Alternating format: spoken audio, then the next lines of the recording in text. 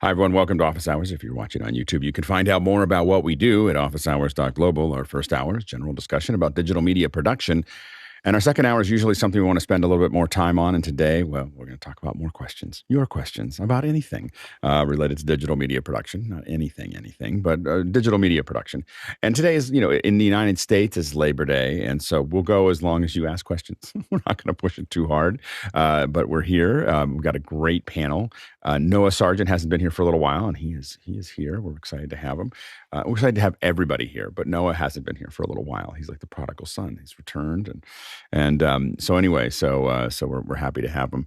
If you have questions, go ahead and throw those into Makana right now. You can of course use the new drop, and you'll see a little logo here. I think somewhere we're going to put up a little thing. We're forcing everybody to think about how to do this. There's a graphic that the team will put up here in a second, maybe. But you'll see a QR code, and you can actually use it. There it is. They weren't ready for me to just call it out and force them to do it. But you can also just use the URL askofficehours.com. The cool thing about this is that you don't need to log in. You don't need to do anything else. Just put your first and last name in there and ask the question, and then it goes into like a little box for us to look at, and then we push it into the regular system. So if you've got a question there, you can pop that up if you'd like. All right, let's go ahead and jump into those questions. Bill, what do we have? First one comes from our old friend Dennis Champion Walker in Nottingham in the UK. And Dennis asks, has anyone tried the Osee GoStream Deck? I came across a review on YouTube this morning. It looks interesting, and he's got a link there. Yeah, I think these look interesting. I mean, I think we got another question coming up right after it. It feels like, at the price, it feels very close to the BlackMagic one. I mean, there's a couple things that it has that the BlackMagic doesn't have. So I think it's got a T-bar, doesn't it? I mean, I think if I remember correctly. Hold on, when I looked at it. But it's got, it's going after the. I mean, obviously, it's going after the ATEM. The problem really that it has, and it's got a couple things. It's got less buttons, which is actually probably a feature, as opposed to a liability. I mean, the funny thing is that with the BlackMagic switcher, I think my number one request now for the BlackMagic switcher is less buttons, or allow me to reprogram all those buttons. That'd be an amazing Stream Deck in addition to a switcher if I could just tie those buttons into something different, as opposed to a whole bunch of buttons that I never use. So that's the thing that I'm trying to figure out. So this one's a little bit clearer that way. You've got a couple encoders.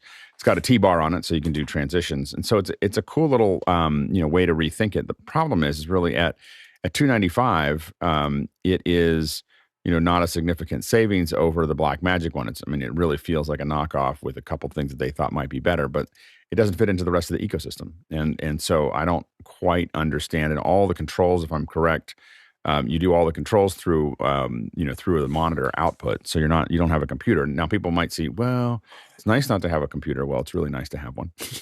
so like to be able to have software that you can control it with is pretty awesome.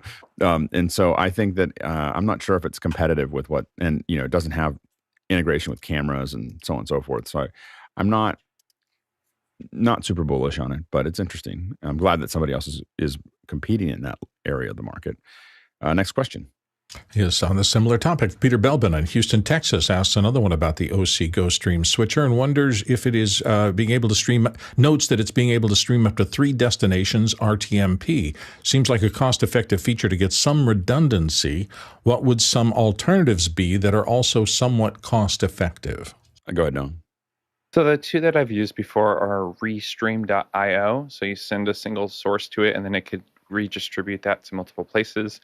Also, if you have a premium Vimeo account, you can also do that kind of redistributing. But as far as like redundancy's sake, you're still going through a single hardware encoder, right? So it's still a single point of failure. So it could fail at the hardware source or at that single point. So if you really want true redundancy, you probably want 2 separate encoders. Go ahead, Mitchell. Yeah, there's alternatives would be the roll-in line. They've been doing it longer than BlackMagic designed, and they have T-bars, which is nice. Yeah, I never use it. Even when I have a T-bar, I don't use the T-bar. So the only time I use T-bar is to go up halfway so that I can do some weird transition where I'm looking at it. But I very rarely actually use it. I think some people do, but I just not a behavior that I have. They look cool. Yeah, sure. Anyway, but I think that the problem, as was outlined by Noah, is that the three destinations doesn't really help you when it's coming out of one encoder. It helps a little bit. Technically, you want to use both the primary and the backup ingest for something so that it has somewhere to go, because you could have a failure inside of the ingest system for a CDN, but it's very rare for that to actually happen. You do want to have, generally, you want to try to build two parallel pipelines. And the one place you generally don't have any parallel systems is your switcher. Oftentimes we have a backup switcher, but we don't have but it all has to go through there at some point. That's your point of failure. But usually we want to have two separate encoders. This show, for instance, goes through two separate encoders that go in and then are streamed to individual ingests as they go out. So those are, so I think that's probably, I don't think, and the other problem that you have is that, especially for a small switcher like this, we're going to assume that you're not streaming out of a conference center, like a convention. This is what you stream like little events with. And in that environment, you probably don't have a ton of bandwidth. So what you're asking when you do three destinations with RTMP is to use up the small amount of bandwidth you most likely have at a venue for three different streams. You're much better off doing something where you're sending it to AWS, sending it to Restream, sending it to something else where you only have one pipe out. If you don't have two encoders and two internet connections, it doesn't really matter. So just send one out and then be able to, then you split it off somewhere in the cloud. Next question. Next one comes to us from John Preto in Las Vegas here on the panel, and John's coming back with some more information on a problem, I guess, from yesterday's show about Wi-Fi. Can explain. Go, John. Man, I pull my hair out of my head on this one. It turned out to be the routers. It fried all three of my airports. The LAN was working on them. It killed the Wi-Fi on all three. I don't know if lightning hit it or what happened, but it killed the radios on all three machines. And then I have a Linksys as a backup. That thing's bricked. So I'm pulling my hair out. I bought a brand new TP-Link 6, Wi-Fi 6. It's running like a champ. And then iOS does some weird things with the password where they keep it stuck in the keychain. And if you're trying to put the same password or change the password for the SSID, it's a nightmare. It's interesting. Yeah, that definitely sounds like you had a lightning strike somewhere in the vicinity. And so your most sensitive electronics will be those transmitters. And it looks like they got tweaked. Go ahead, Mitchell. John, I got a couple of spare airports if you want them, because they're not made anymore. Yeah, go ahead, Bill. I think somebody needs to go back and make one of those gigantic Frankenstein-style knife switches. So if the storms come in and you just pull the big copper bars away from something and have about 1.5 foot gap between them, there you go. That'll fix you. I just saw something. I don't know where I was reading on the web, but they said button, power buttons, the size of the button or lever tells you how important whatever you're doing is when it comes to voltage. So as you get these really big ones, you're about to move a lot of voltage from one place to another. We had I worked at a convention. We were at a convention center, and they didn't get the amperage right. So there was a truck that needed, I believe it was 600 amps going through a 400 amp pipe cable, and it started smoking. Go ahead, Noah. Yeah, I was curious about what safety protocols and what best practices there are around lightning, with obviously grounding a building and maybe UPSs, but I'm sure there's limitations to what those can do for something that strong. When I grew up where we had a lot of lightning, and obviously there's lots of lightning rods that are around to kind of try to get to absorb that before it hits you. But a lot of times we unplugged everything on a storm. Like we would pull everything out of the walls and get, to make sure anything that was sensitive, any electronics. I know that my grandfather had, built his own transmitters and everything else for ham radio. And everything got unplugged when we had big storms. Like he just pulled everything because it wasn't like he'd spent money on it. He'd spent hours and hours and hours building these Heathkit 1100 watt transmitters and wasn't interested in losing them. So yeah, I remember going through his house and pulling everything out. And that was like a thing you did when it rained really. As soon as you saw one bolt of lightning somewhere in the distance, you would start unplugging electronics. Yeah, go ahead, Bill. I do exactly the same thing. When a big storm rolled through here, I go under the desk, I pull the two plugs that do the desk, and then I go into the voice booth and pull the one plug that fires all that. If I don't have 6 inches to a foot of air gap between what's feeding that power, I don't want to deal with it. And technically, I mean, I have all my stuff, all my electronics are going through a UPS, and the UPS would theoretically protect them from those things. And they would in a vicinity strike, but if it hits your house or something particularly close, it'll fry all the way up through the system. Yeah, go ahead, Mitchell. Henry Engineering, the people who make the audio products, have a thing called a clamp that you apply to your switch box, and it's faster than the lightning. Apparently, when the lightning hits, it clamps it to ground instantly and protects everything downstream. Lightning's really fast. Apparently, it's faster. Yeah, go ahead. Speed of light, maybe. Yeah, they make lightning arresters for ham radio antennas that are designed to shunt the lightning to ground over a very narrow spark gap. So it jumps that direction rather than going down into your equipment. But yeah, that surge protector and UPS probably is not going to protect you from lightning strike. 10,000 volts is a bit more of a surge. I mean, 100,000 volts is a bit more than that lightning protector. I mean, than that surge protector is rated at, I think. The thing that I always think, I've told the story before. I worked at a electronics company, and we were building these controllers for RSM or MSA, mine safety. And you'd walk into them and you'd work on them. I mean, it was probably 16, 20 feet long, 4 feet wide, and you'd go in and work on them. And I just remember one of the guys, and I think at the time I was 18 years old, and I was just precocious because I had been wiring stuff for a long time, so they let me actually use the soldering iron, and otherwise I'd be shipping and receiving. And anyway, so I looked at him and I said, "Hey, you might want to put on it's been, we've had some rain. You might want to put a wristband on before you go in there." And he was like, "Oh, I'm just going to tighten something. I'm not really working on the electronics." And he went in there, and his little Phillips head, his little spark just jumped from his Phillips head to the board. It was really tiny, and it was about an inch long, and it did $250,000 of damage in less than a second. Like it was just like suddenly everything created this cascading effect inside the system, and that was his last 10 minutes at the company, because the manager watched the 18-year-old tell the 26-year-old not to go in there, and then the 26-year-old ignored him and then killed the system, and that was pretty much it. They were like, "You can get all your stuff. You're done here." So. Anyway, so I think about that all the time when I think about static. Like just static is enough to kill your electronics. You just have to. And when I'm working, I constantly keep everything grounded. You'll always see me tapping on the chassis, because I'll ground the chassis, and then you'll see me tapping on it before I do anything else to if I don't have a wristband. But first thing I got with my son when he started to want to get into this was a wristband and a static mat. Go ahead, Courtney. Yeah, one story, even in the early days of Hollywood in the late 80s, I was working on an IBM commercial and went on to stage, an older stage that still had DC on it. And the electrician who, set up all of our plugs for us to plug all of our computers into for the commercial, just ran an Edison plug box over to the stage box and didn't realize he had hooked it up to 240 volts DC. And nothing fries a transformer better than 240 volts DC, because it just melts the windings instantly. Yeah, that's great. That's awesome. We could probably do a whole second hour on fun with electricity. We should put that in the list of like a Friday subject is all the things that we learned about electricity while doing production. Or I told a great story yesterday about electric fences. I could probably do a whole hour just on electric fences. Next question.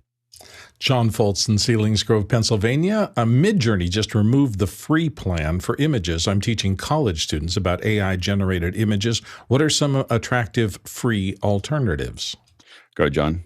Yeah, this is a bummer. There's MidJourney's in its own class. Your subsequent choices are Stable Diffusion XL, which is a brand new model that just came out about a month ago. Photoshop, if you're teaching graphics, Photoshop, you can do generative art in Photoshop, and then DALL-E. One of those three solutions should get through the class for you. Is Crayon AI still a thing? Does it still work? Crayon.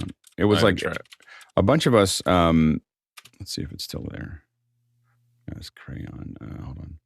There was a one called Crayon AI that when no one could get DALL-E, we all jumped on kind of jumped on Crayon. You're free. Let's see if it still works. Yeah. You might want to try that one. It's not as good, but it is. It's got new stuff in it. Interesting. Let's check it out. Anyway, Crayon. It's CRAIYON.com. The one thing I will say is that I feel like I haven't used it for a little while, but back in the day, it really felt like it did line art better, like logos and stuff like that, better than MidJourney. But it's been probably a year since I've used Crayon. But we all jumped on it when DALL-E came out, and you couldn't get it. You couldn't get invited. You couldn't get in for any price. A lot of us jumped on Crayon to play with the ideas, and so that's one you might want to try to. I think that it's really interesting. I mean, obviously, OpenAI has done fine, but I really find that the DALL-E thing was really a master's course in how not to launch a product, which is they got everybody excited, and then there was an incredible amount of pressure that everyone wanted to go somewhere, and they all started going to Crayon, started going to MidJourney. That's how I got into MidJourney. Was that MidJourney? Like I couldn't get into DALL-E, but I could get into MidJourney, and then MidJourney exploded on DALL-E's excitement. They literally rode DALL-E's thing. Now, obviously, OpenAI will be fine, but DALL-E we don't think about it much anymore. I don't know if you use it much, John, but I kind of moved past it. Yeah, go, John. So on their office hours last week, he talked about they're actually relaunching MidJourney with their web interface. Oh, interesting. So he says that their new web interface is gonna, and I posted this on LinkedIn too. The prompt engineering is dying. He says their new web interface is spectacular. It will be right from their web and not through MidJourney. Interesting. Oh, not through MidJourney. Oh, you're not through Discord. Yeah. So, next question. Next one comes from CJ Koval in Downington, Pennsylvania. Follow-up to HDMI over fiber conversation. Having trouble getting the head of the HDMI all the way through the conduit. Thoughts on the attached? And he's got looks like a tool. So for those of you who weren't here yesterday, this was a conversation that came up yesterday that I missed the second question that he put in there. But the issue is he's got about a 50-foot run of that he wants to be able to run between it. And he was trying to figure out, should he use an Ethernet converter, fiber? What are the ways to do that 50-foot run? And I was suggesting just getting an HDMI with fiber. It's a one-way. But what he's following up here is saying the HDMI heads are too big to get through the conduit. So that's the challenge. Go ahead, Noah. Yeah, that's super tough because those HDMI heads are pretty sensitive, and obviously they're pretty wide compared to like a fiber, Ethernet, or even copper line. So you could try a lubricant for the shaft within the conduit. That's probably not going to work because the head is pretty large. So you might have to look at alternatives, like I said, fiber, copper, or Ethernet based, with converters on each side. Go ahead, Mark. So there are some fiber cables that have smaller heads, and then once you pull the cable through the conduit, you snap the full size head on. Oh, there's a picture. Yeah, that's going from a mini hyper. So basically, it's a HDMI mini on both ends, and then you're just snapping in the adapter to the full size one on the way through. That's interesting. I've never seen that before. Go ahead, Bill. In my old studio, I actually surface-mounted 1.5-inch plumbing PVC conduit to pull wires through because I didn't want to have the hassle of this. But even with those big tubes, if I tried to add something like an HDMI cable later on in the process, I would almost always snag it. And I got to the point where every time I tried to run a new line, I pulled everything out in a bundle, attached that to the bundle, and pulled the whole bundle back through because it always seemed to be some kind of mess. These were 20, 30, 40-foot runs. And it just, adding stuff with big connectors on it is never a good idea, in my opinion. It's just me. Go ahead, Courtney. Yeah, and keep in mind if you're pulling fiber, an old trick is to bend the cable double, attach your fish line to the center here, and pull it this way so that the back end of the connector is pulling through. But I wouldn't do that with an optical cable because a tight bend in a cable is going to break that optical fiber. So I would say the only way to do it is make it the first cable you run, and tie the fish string at the base. Then run it along here, and then take some gaffer tape and make a little conical shape with the pull cable coming out the top end of it. So it makes kind of a little funnel to eliminate the stopping edges of the HDMI cable when you try and pull it. You'll have your best luck trying to pull it if that's the only route you can go. Go ahead, Mitchell. You can also buy a bottle of yellow, and it's got a number associated. It's about yay tall, has a consistency of GAC, and you squeeze it onto the thing, and it's very, very slippery, so that'll help things get through there, but it's nasty. Yeah, if I were doing this, most likely I would use 22 gauge SDI cable. Just don't terminate it. That's I'm trying to see, maybe I don't have one here, but it's a pretty, it's about the same thickness as your iPhone charging cable, your lightning cable, about that thick. And 22, it's either 22 or 24. It's pretty thin, but it'll go 50 feet, no problem with 4K.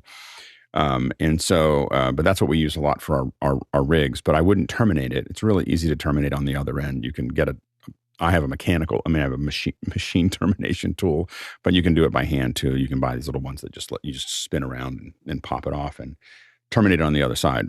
It'll go through just about anything because it's super thin and it'll move through. And then you're just putting SDI to HDMI on one side and HDMI to SDI on the other.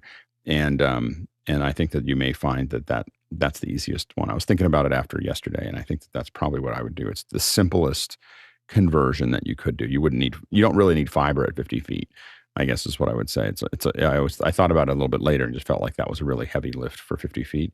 The SDI will work at 4K 60 up to about 75 feet at that real thin gauge. And if you get a thicker gauge SDI, which will still probably pull through, you can go 300 feet with it. But I don't usually use copper past 150.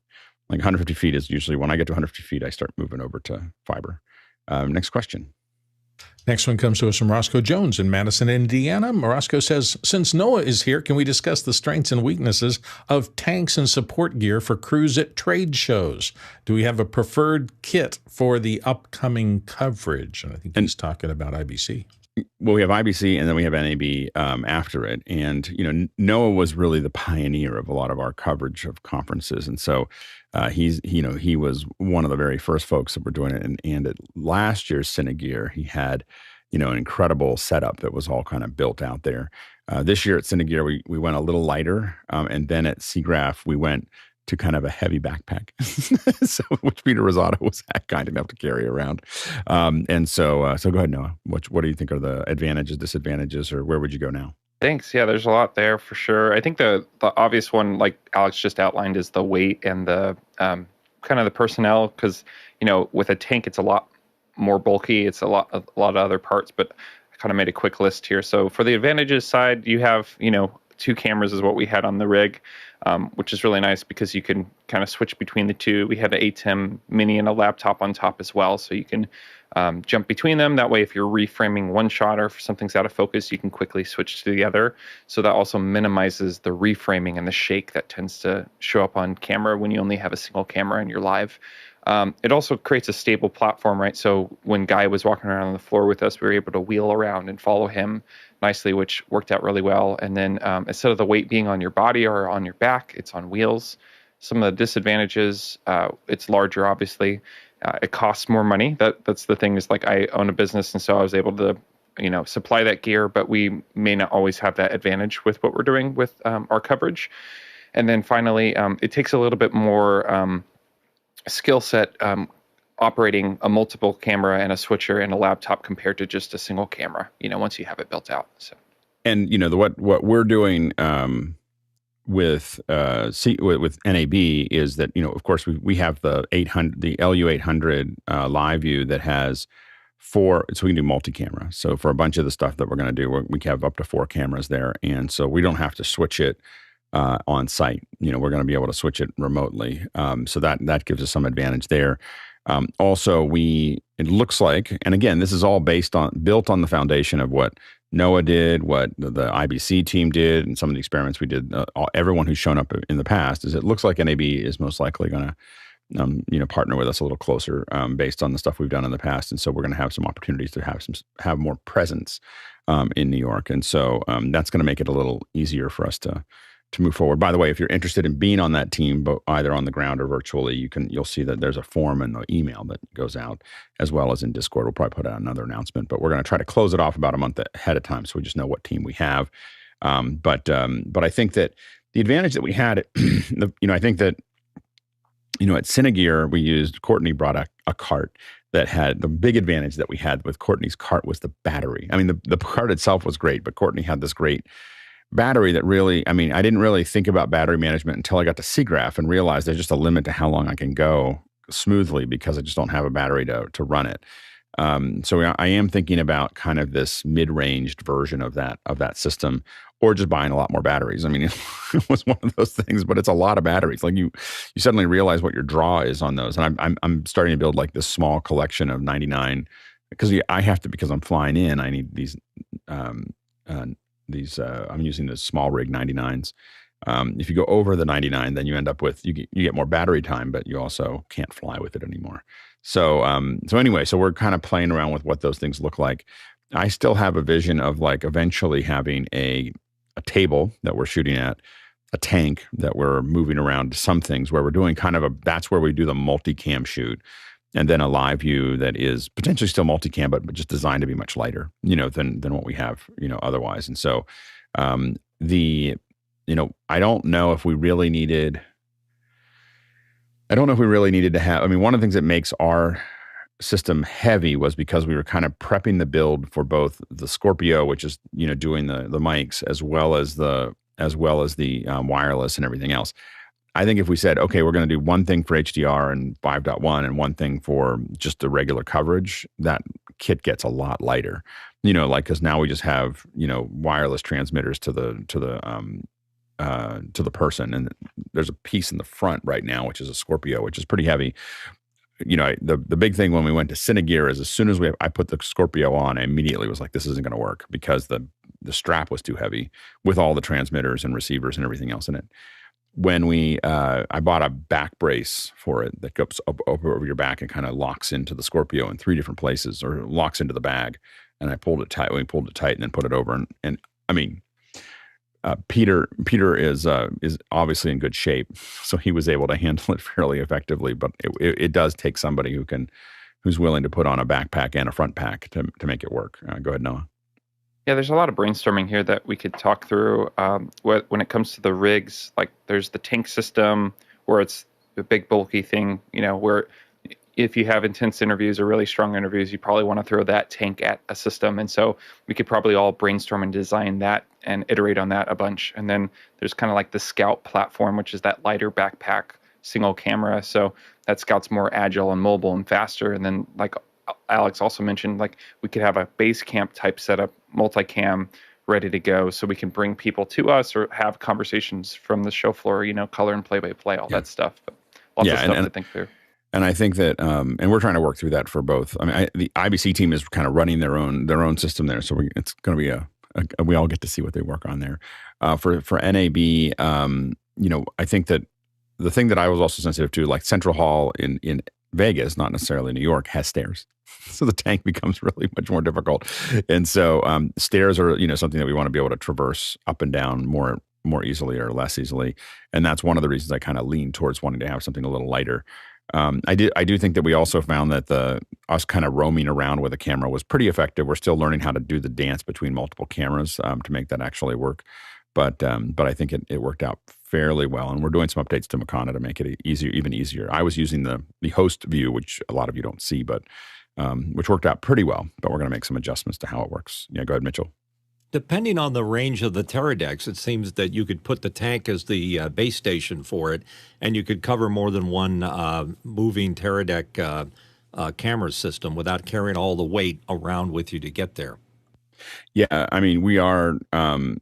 It just depends on where we get placed, or if we get space and where we place it. That the tank is probably not the place we want to do that. I mean, we could, but we also want to look at if we get a booth or if we're able to start getting space, we can actually put those transmitters centrally located, and some of them are pretty powerful. We could go a long way. I mean, we found that we could, in Cinegear with the Ranger, we were using one of the Teradeck Rangers.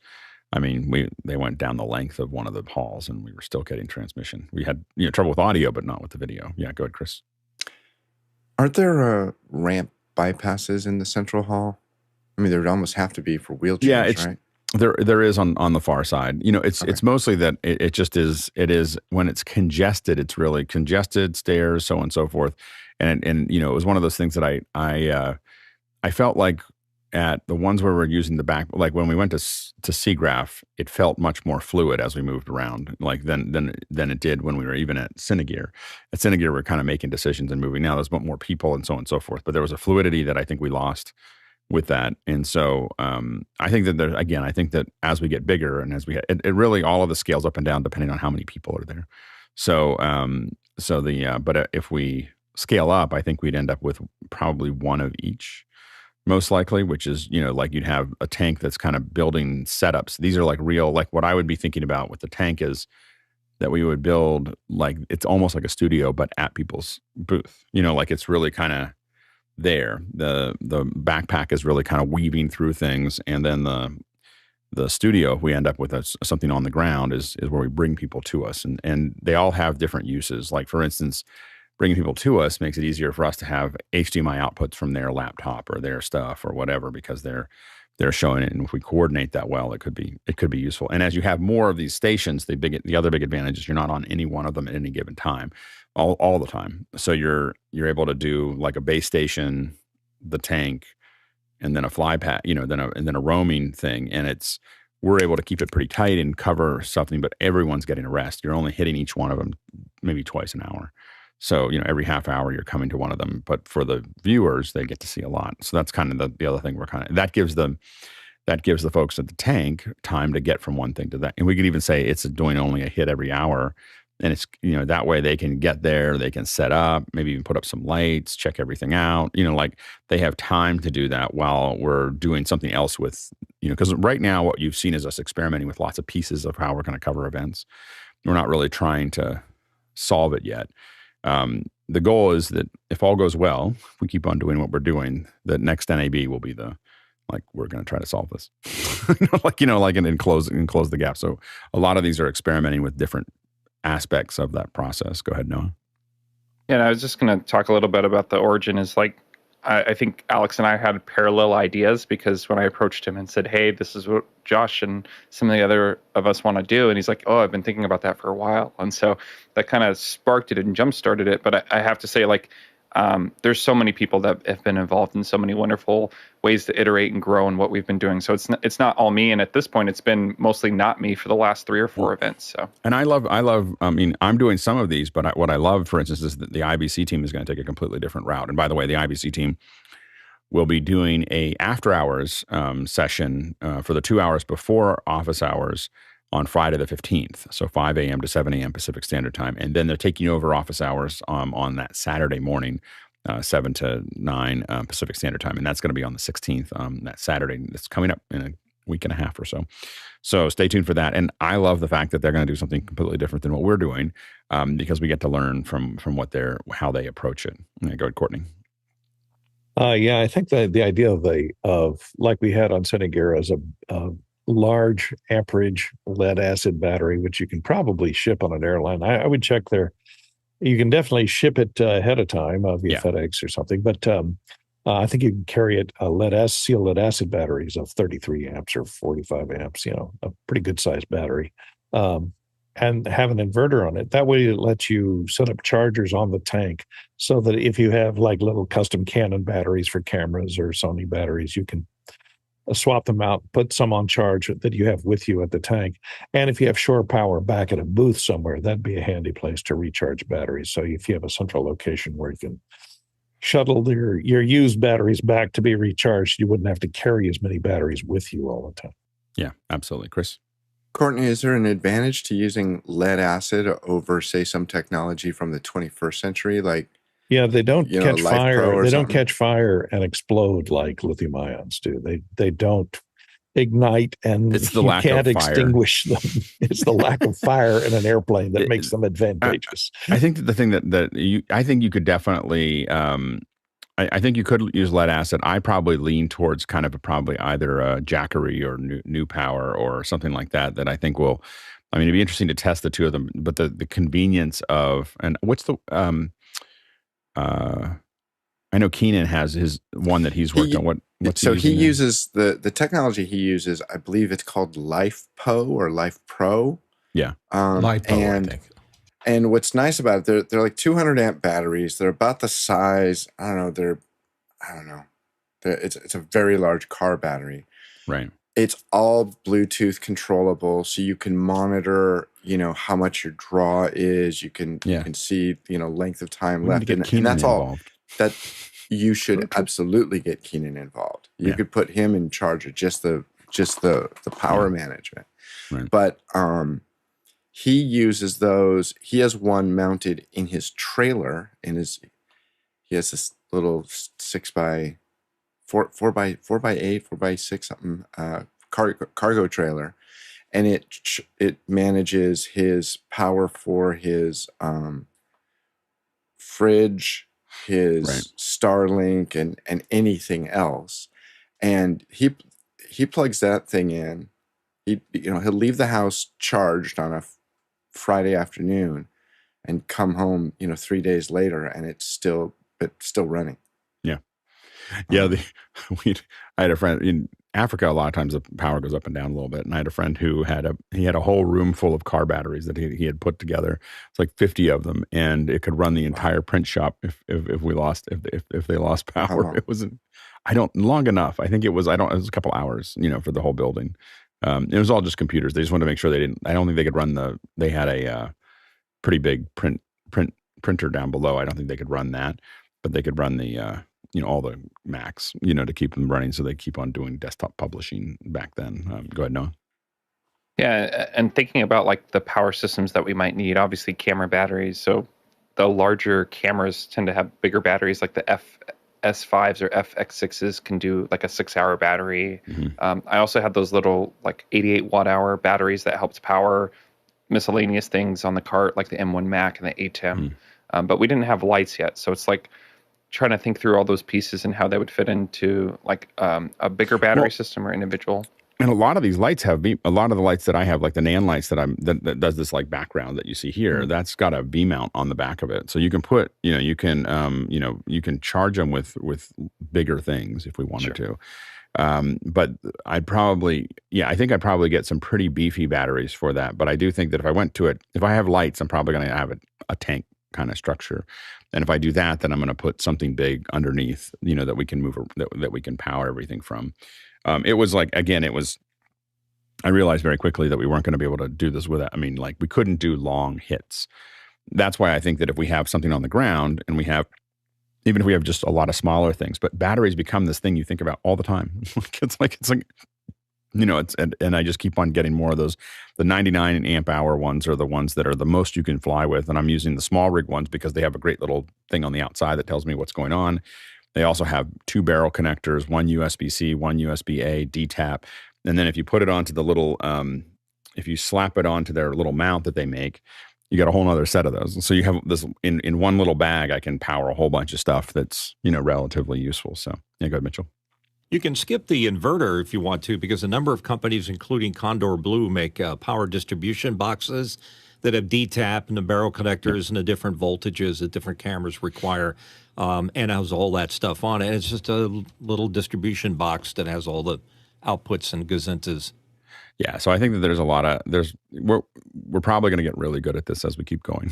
I think we've got IBC, as I said, coming up. Then the next month we have it's both NAB and AES. Is it AES or AEC? AES, Audio Engineering Society. But I think I can't remember whether it's AEC. AES. But I'm saying I don't know if is that what they call the conference though, or is they call it the Audio Engineering Conference, or is this AES still? AES conference. Anyway, so we have those two that we right next to each other, and then there is a couple things we're looking at possibly in November, December, but then CES will be another one, and then NAMM will be after that in February, and then there's a chance we might cover South by. So as people kind of put it together, and then there's an eclipse. Just want to make sure everyone knows that we talked about it over the weekend. April 8th, there's an eclipse. We are going to cover that somewhere. So we're going to figure that out. And then we'll have NAB after that. Next question. On the eclipse, I talked to my cousin. He has a whole lakefront facility in Erie, Pennsylvania, which is right under the Passover. So if that's interesting, we have a place with a lake and boats. Let's take a look at how long the eclipse is at that time. And again, out. yeah, because I want to go to kind of maximum, or a couple of different places. And so I think we'd probably want to use something in Erie. That'd be great, because I think what I'd like to do is try to cover it along the way. We know that Doug Doug Ferguson is in Indiana, and it goes right over his. And then we have lots of people in Dallas and Austin. And so I think there's a couple opportunities for us to maybe cover it over time and see it in 2 or 3 different places to kind of extend that coverage. Keep in mind, as you pick locations, you really want to be on the line of totality. There's a big swath that you can experience eclipsiness, but you really want if you're going to make a big deal out of it, you got to be on the line of totality. It makes a big difference to real eclipse nerds. It doesn't. It's not impressive at all when you're not. Like it's like not impressive. Holy smokes, not impressive. Like just as someone who's sat under, we shot the last one for Nat Geo, and it was like, it's okay. And then you're like, oh my gosh, the whole world changed, and then it went. And having multiple locations can be super advantageous, because I went to Southern Australia for an eclipse in 2000. It was cloudy. I saw the eclipse where the sun was setting into the Southern Sea. The totality was only going to be 32 seconds. And there was a 32-second cloud that covered it. Yeah. For exactly that much. It was like, no. 32 seconds later, you've got to be kidding me. Yeah. And it's past. This one fortunately is about 4.5 minutes, it looks like. So it's this is a once in a lifetime eclipse. Yeah. It hits like, I think 13 states or 9 states or something like that. I mean, we don't get another one like this, possibly, as you said. I mean, like to have the totality. This is the best one of the century. Yeah. Period. Yeah. Especially in the States. Yeah. It repeats in 2038, by the way. Yeah, but I don't think it goes in the same. I don't think the totality is as long. Go ahead, Courtney. Yeah, I was just going to say to check the weather at the locations for that period of the year. That day, it was in April, because April is very showery in some of those states, especially Texas, and the likelihood of having rain or cloud cover is great during those days. So check the weather. We're letting you know we're going to probably build a team. You'll probably see a call for action soon where we build a team for the Eclipse team. We'll start doing all the research, trying to figure it out. But I do think covering in a couple different states probably makes sense. We may get maybe cloudy the whole time. We'll never know, but it's worth trying because it's going to be amazing. I reached out to a couple who own a little tiny RV park that's right on the totality outside of Indiana. And they had a bunch of campsites. And I told them, I said, look, I'd be willing to rent out the whole campsite and just sub out the spaces. But that's what you're going to want to look for. You're going to want to look for something where people can. In 2017, after we did the last one, I almost bought land in Texas. I'm just going to buy a chunk of land, just buy 1 acre, I've 2 looked acres. into it as well. Yeah, just because it passes right outside of Waco, Texas. So a lot of people like Chip and Joanna. Anyway, all right, we'll see what we can do. Next question. Carl Bortkus in Oklahoma City, Oklahoma says, Chris, as a woodworker, how do you set up your shop when you want to share what you're doing on a stream to other people? How do you keep things from getting too dusty, damaged, or catching on fire? I really want to start being able to do this. Go ahead, Chris. So in a nutshell, dusty, damaged, and catching on fire, I'm a complete failure at all of those things. If you look here, you can see this is just a little pole that I've mounted on the edge of my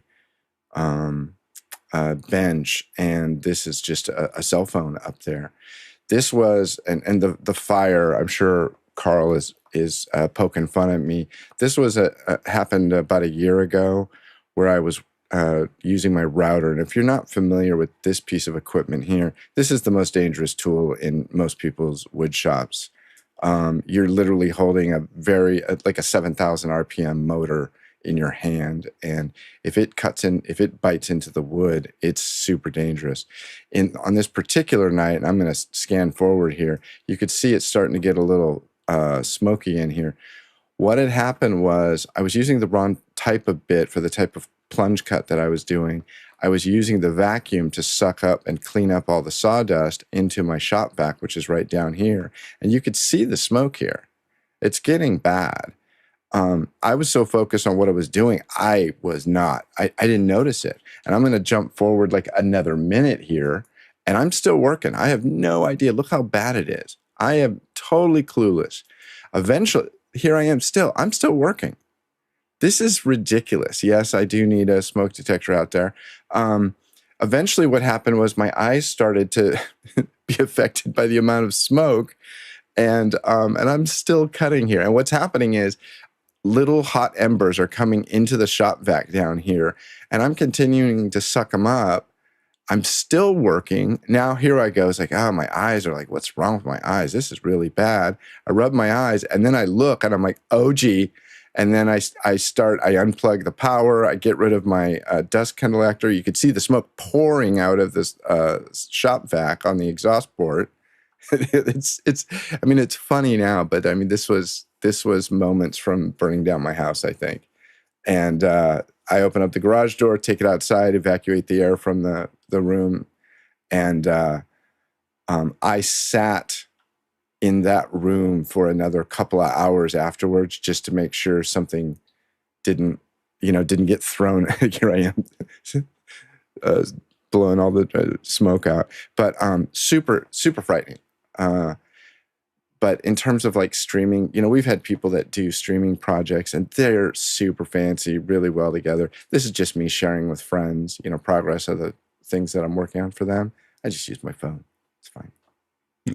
That's what everyone, when we were in the wood shop when I was in high school, that when I saw your video, you always thought it was silly, but there was always this thing that there was a fire extinguisher within 15 feet of every place. There was like these fire extinguishers on these poles everywhere.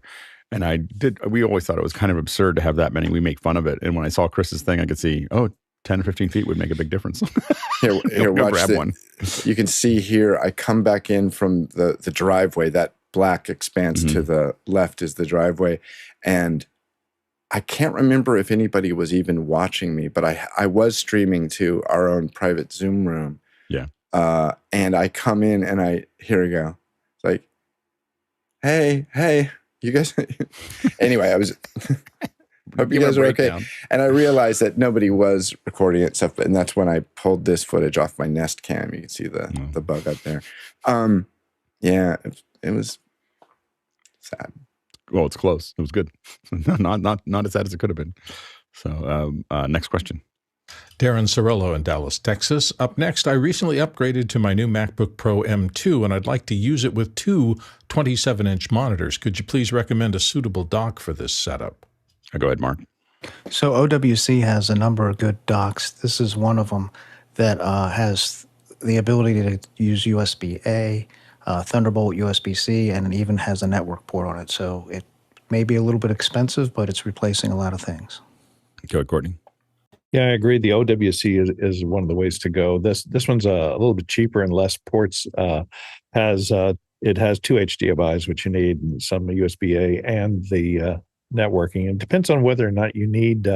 If you need like a SD card interface, this came from a article in PC Magazine on the best MacBook docking stations for 2023. So you might check out that article because it shows many of them, and depending upon your needs and what you need to interface it to, you might choose something different. Go ahead, Chris. Yeah, this gets back to the dock versus hub, which is better. I think in general, dock is more powered and probably a better tool. So, Courtney, are you certain that the HDMI outputs of the one that you showed, are those over 1080p? Because if you're going to a 27-inch monitor, yeah. So if you're going to a 27-inch monitor, you very well, in a Mac world, you very well may be on a 5K monitor. That's what I use. It does say supporting 4K displays and gigabit Ethernet port, which means it'll almost do a 5K.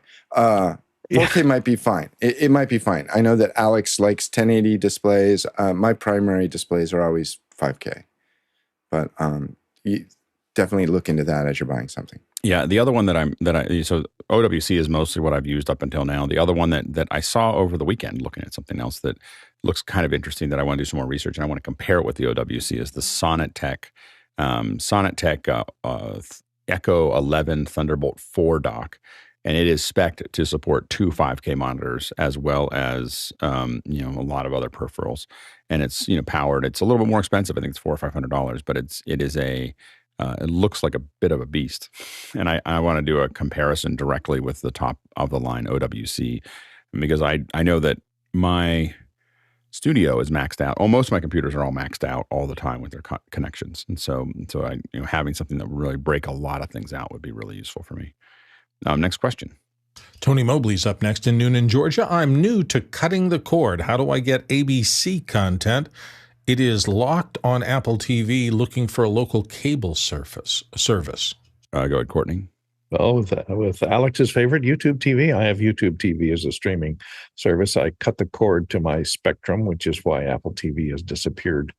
Which is why ABC has disappeared from your Apple TV right now, because Spectrum, your provider, if you have Spectrum app, it's been removed until they argue while they're arguing over cable carriage fees, which will probably come to a conclusion soon. But the problem is Apple owns the right. ABC, Disney owns the right to ESPN, and a lot of people are upset as ESPN is disappearing from their Spectrum cable, charter cable system. So YouTube, it's still going strong. I checked my ESPN, it was working great last night. So it is not subject to the blackout. Yeah, and the YouTube TV is great. The other thing is that one thing that David Brady recommended a while ago that I've tested. I don't use it as much as I probably should because I have YouTube TV, but I did test it. It works well. Is Silicon Dust HD Home Run. So basically, this is a tuner. It's for your antenna. It'll plug in and then it delivers it via IP. So you can now watch it. And so you can just open up a window and look at it. And so but they make it, and that's going to, remember that your local TV station is still broadcasting on an antenna. So if you really want that, you just need something to convert that. And Silicon Dust HD Home Run is one of the things you can use for that. Next question.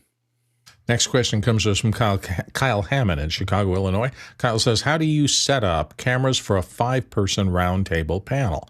I'm brainstorming ideas for different angles versus the 5 people in a line on a stage talking to each other in profile. Now go ahead, Noah. So the Hollywood Reporter does some excellent content on this. I've seen some of Alex's stuff too, which is awesome. So, but basically, you kind of have two options. One is kind of like a semicircle where you're shooting towards people. So you have like a 180-degree line that you're shooting towards, right? Kind of almost like a panel, but slightly rounded. The other option is a little tougher. It's in the round, right? But you're shooting through the gaps of people. And it's a little bit harder to light, a little bit harder to set up, but those are the two ways I've seen. And I've done the second way more than the first. Yeah, so we got into this. So what Noah, just to outline a little bit of what Noah is talking about there, is one of the things that one way to do it is to, as Noah said, is we'll build something that's like this, and you'll have it like this, and you have folks on the outside like this. And then one of the things that we've done with this is oftentimes have some kind of, it's a high and wide that kind of gets everything. And then we might have 2 PTZ cameras down here. This one is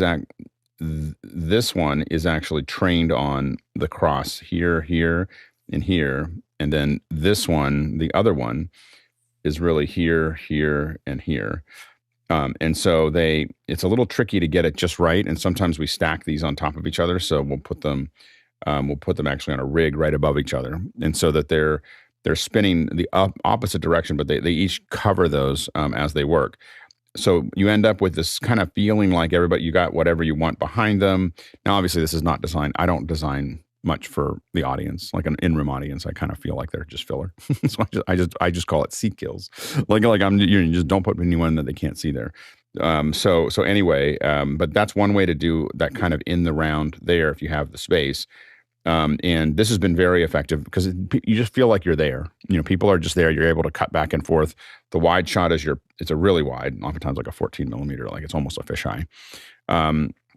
And you can see that wide that Chris Fenwick is cutting to. That's the other direction that where we go outside in. So this is what we did for Final Cut user group. Now we built that table for the Final Cut user group, so that had Wacom tablets. Everyone shared the same computer, as well as so they share the same computer. And I think I can actually draw over top of that. Leave that up. Let me see if I can do. Oop, no, don't go back to me. I'll leave it alone. Yeah, I'm going to pin Chris to my second screen. You can cut to me in just a second. Just let me move something around and do this over here. Let's see if I can pull this off. It's a. I know exactly. So there's Bill. Bill's in this shot. I think so. So let's. So here you can now. Oh, sorry, that was me. Bill. Let's try that. Alex left there we the go. room for a moment. So anyway, so what you have here is, in this case up here, we're using what's called an Air Star. But so the Air Star, it makes it actually relatively easy to light because we don't have to worry about it. It's just like a big globe. I use that because what I felt like is it really felt like it was, it felt like you're at a dining room table. It had this kind of soft, look to it that I really liked. Now there's in some cases we had up here, we had some hair lights and stuff like that occasionally, but a lot of times we didn't. It's a pretty big space. So we had probably a solid 15 to 20 feet from each person to the background, which we're using just black around it. And then we built this table, and the way the table was built was really, all these Wacom tablets all went into we're all sharing the same monitor from the same computer. And then we also had, and the reason we did that is so that we could do this, right? I could draw, anybody on any station could draw over top of it. And then, anyway, so we built this all out. Now, this is before we realized that we really needed to do only 5. but anyway, the big advantage here. So there's a 5. There's the 5 shot, right? And so the big advantage here was that each camera could basically split the gaps. So everybody could have basically a straight on shot from any different angle that was there. And so that way you had this straight on when they're looking at other people, and it really feels like you are sitting at the table, except you're sitting in different parts of the table at any given time. And so obviously this one was a little less because as we kept on building these tables, we built like 6 of these tables and finally got tired of it. And we were like, don't put so much wood into it. So anyway, until we figure it out. But this allowed us to have these straight on shots with everybody all the way around. And it was super, every one of these is got a clear shot. You're not going anyone's back of their head. If you go to an even number, it's harder. But if you do an odd number, it gets easier. Now you can see back here, this is before we have operators back there doing that.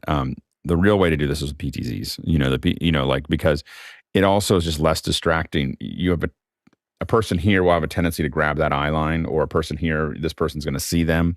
The PTZs just become completely invisible because they're barely moving. You're just doing reframes. And so this was my strong preference is 5 to 7 people, or 3 to 9 people. But remember, you're giving everybody a camera, and then then you can pull the camera out. This is my shot, but that camera was preset to go to a wide shot, so you can see everybody at any given time. The one thing that I wanted to do that we haven't done yet is to really, if you think about the table here and you have the people that are going around like this, the one that we started building, we tested it but never used it in a show, was to build a arm that goes out and hangs. And then at first we were going to build a rail, but it causes too much vibration. So you see the camera bouncing a little bit unless you're spending a lot of money on it.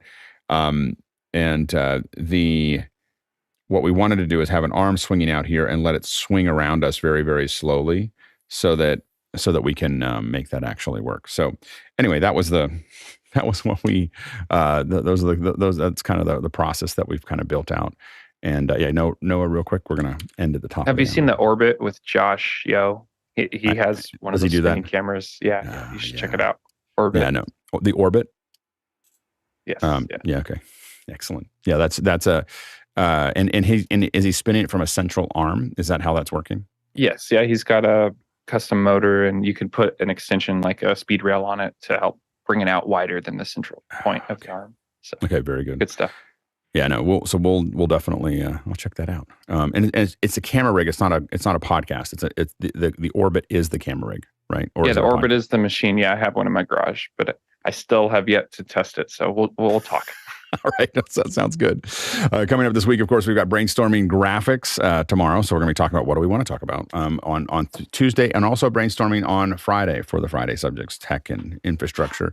David Schumann is going to be talking about mixing station on Wednesday, and then the big team, our high tech team, is back here to talk about HDR, future of LUTs and conversion on Thursday. We're really excited about that. And now we're going to jump into the second hour. Oh, we did that very well. Sorry, this is even on the days where we're doing 2 hours of Q&A, we're trying to train our system. Train everyone on the back end, or learn together on how to do that. So you see the little fade out. It doesn't mean anything when we go back to second hours, but we're building that muscle, and that was a good muscle because we're not getting good at it because I saw Mitch give me this time thing, and I was like, oh, and then I looked at the time and I was like, oh, now I gotta make a recovery.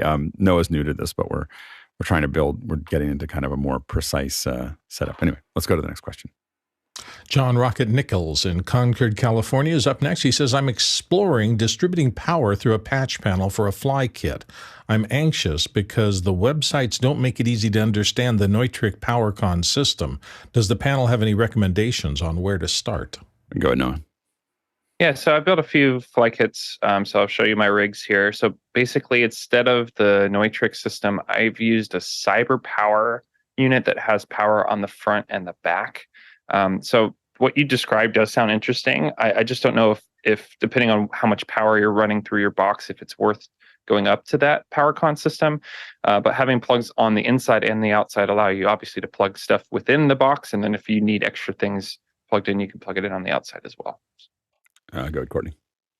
Yeah, the problem with the Neutriks is that connector, the custom connector for their powerCON stuff, that's what it looks like if you haven't seen, kind of like a Speakon connector. For distributing power, of course, that's not standard on AC for almost any equipment out there. So you have to have adapters to go to standard Edison plugs. I think for just routing stuff inside your fly packs for power to all the stuff that, I've built some, and unfortunately, every single little box has to have its own power supply, and it's usually AC only, wall wart, which is trouble to plug in. I found these, this is from Triplite, that makes these with these little dongles coming out of it, and it has a single power strip. It's rack mount. And so you can have, 2, 4, 6, 8, 10, 12, 14, 16 outputs.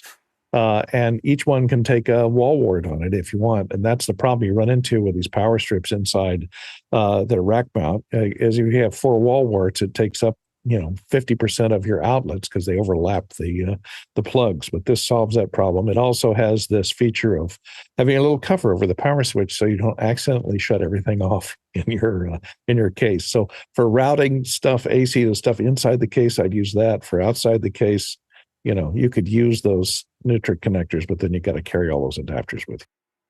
Yeah. By the way, you can buy 6-inch, I guess what we call pigtails that are just, they are just C13, or they can be C13, or they can be C15 to C6, C14, or whatever. So or C15 to C16. Anyway, but but they're just taking that Edison and just giving it 6 inches of flexibility, and I have 20 or 30 of them in a box.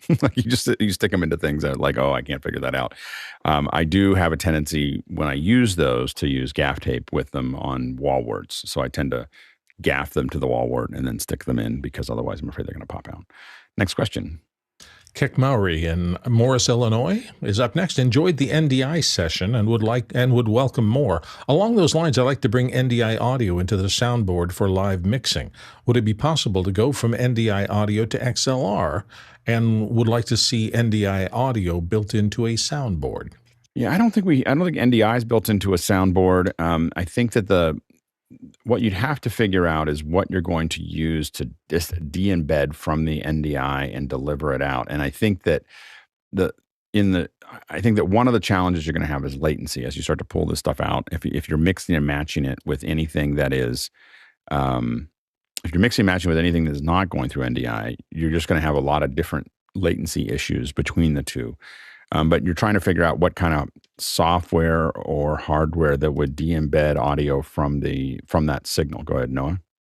It makes me think, with Dante, it's basically I guess Dante came before NDI in that sense, but like Dante's for audio, right? So I wonder if there's some sort of bridge between Dante and NDI. And Mickey pointed out the Bird Dog Dante NDI bridge to Dante, and then from Dante to an analog device. So that's how you'd probably get it there. So you're looking for the NDI bridge from Bird Dog. Good catch, Mickey. Next question. Alexander Knight in Port Colloquium, British Columbia, Canada, and I probably got that wrong. I set up my MeLE Quieter 3 this week, and I'm quite happy with it and may buy another one. With multiples and considering the heat generated by these passively cooled devices, is there a stand I could get to stack these side by side? Go ahead, Courtney. They do have a Kensington lock on them, so that just on this end here, if you stack it, you could only stack it on. This is the only side. The side with the Kensington lock is the only one that has nothing on it. In other words, has no connections on it because there's connectors coming in. This one's actually connected right now to my system. So I have to get enough slack on them. So if you want to stack them, I would say find something that could hold it on the Kensington lock side vertically, that it would just slot into vertically. And because of the ribs that are designed to dissipate the heat are vertically oriented, the airflow, which heat always travels up, the airflow would tend to go up and take heat away from them this way. So I'd mount them vertically like this with all your outputs coming out the back. And then you have your USB connectors on the top. And your heat flow would be vertically here. You have your power button in the front. That would be the best way to put them. Maybe 3D print something that they just slot into that takes about the bottom half inch into a slot. Design a couple of slots that sit next to each other with a base. Real easy to do on your Tinkercad on your 3D printer, which I suggest you get. Go ahead, Chris. Courtney, is it true that you were second runner-up to Vanna White for spinning the letters? Because that was a lovely flourish that you did there. It's all on the wrist. I just don't look good in a ball gown. That's the problem. Yeah, I would not put those within. I mean, having two of them, I would not put the two of them on top of each other, next to each other. I'd give them at least an inch or two between the two, to make that work. But I think that I think they could be within an inch or so, but that's about it. Next question. Eric Hertz in Hartford, Connecticut. Has anyone used NodeJS to update the live streaming output settings on a BlackMagic ATEM Mini switcher? Go ahead, John. Reach out for Jonas Datel in Discord. He writes in Node and he has worked with the SDK for the ATEM Mini. So I would reach out for Jonas.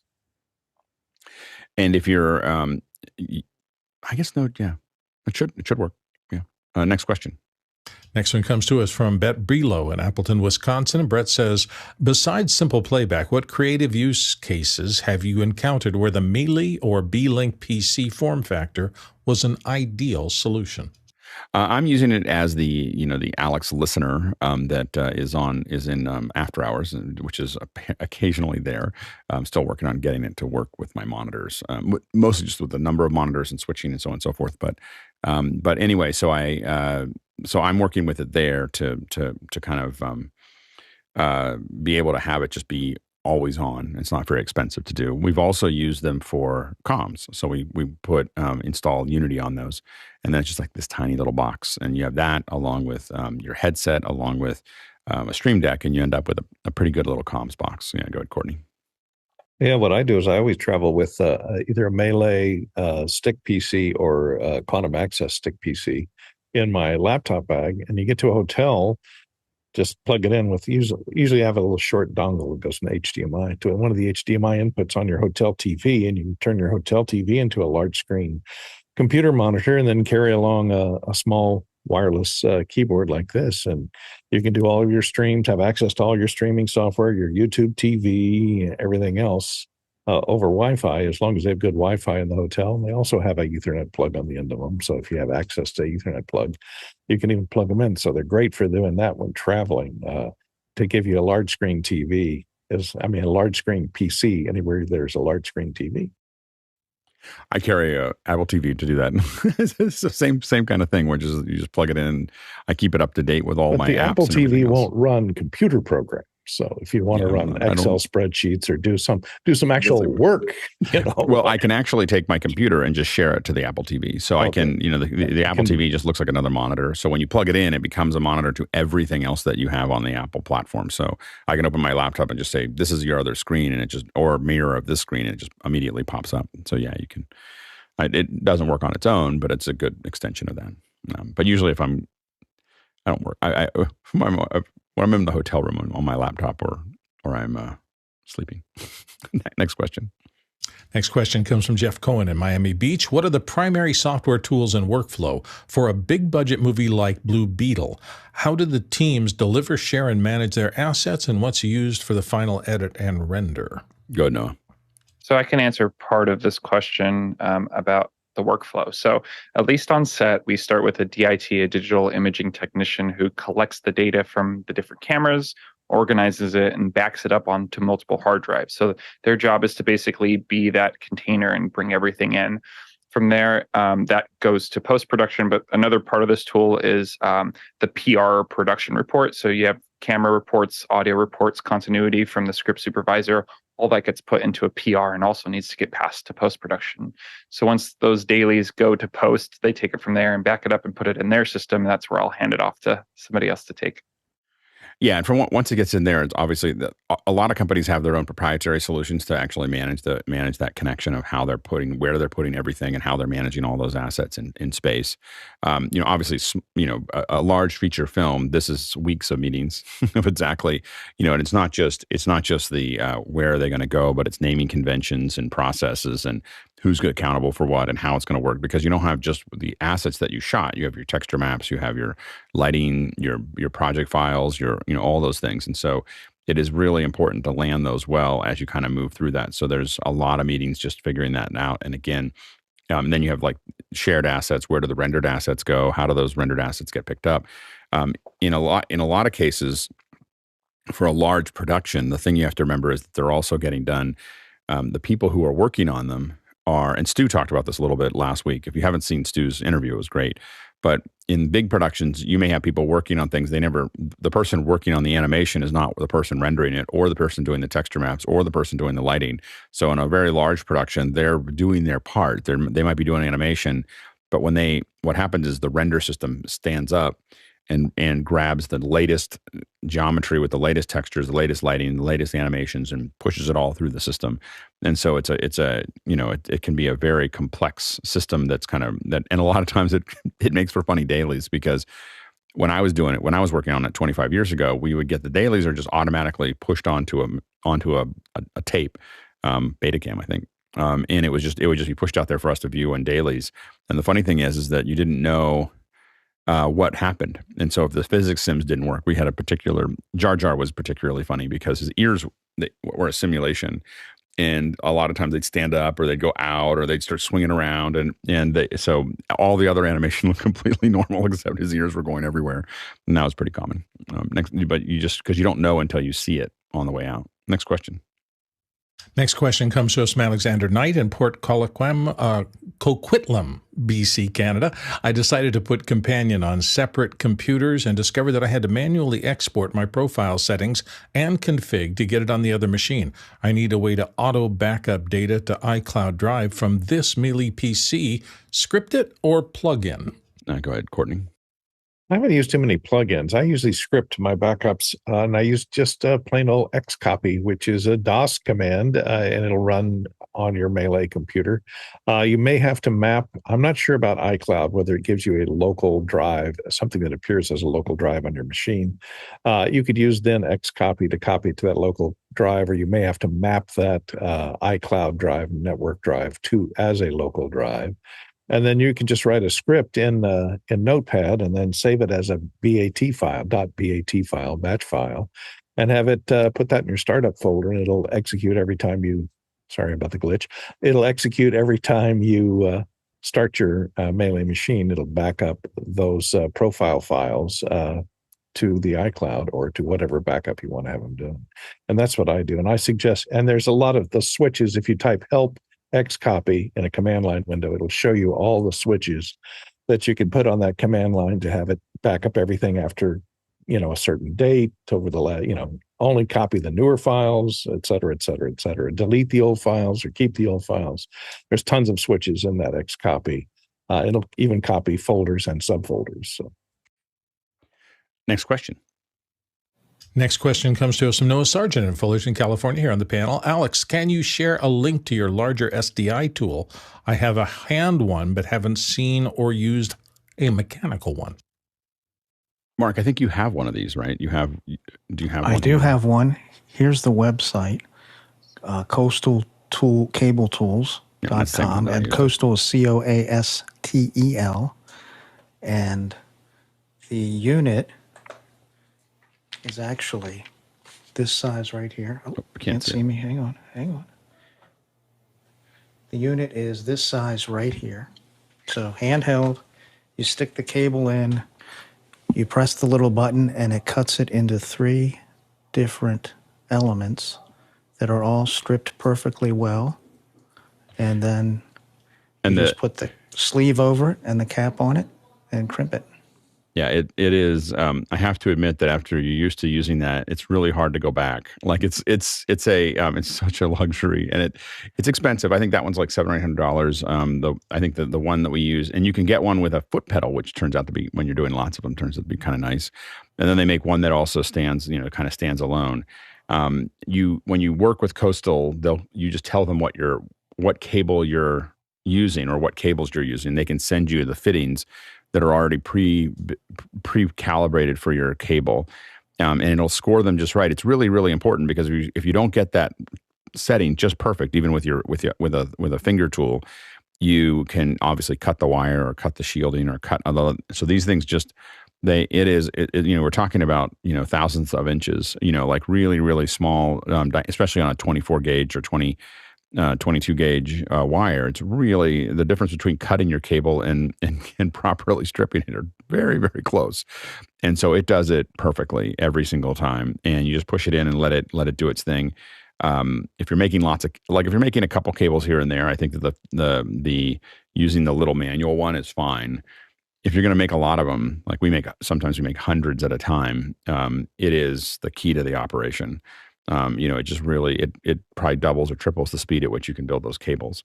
And it's just more accurate. You get better. Anyway, it's great. coastaltools.com. And Marty Brennis introduced me to it maybe 10 years ago, and I really have it.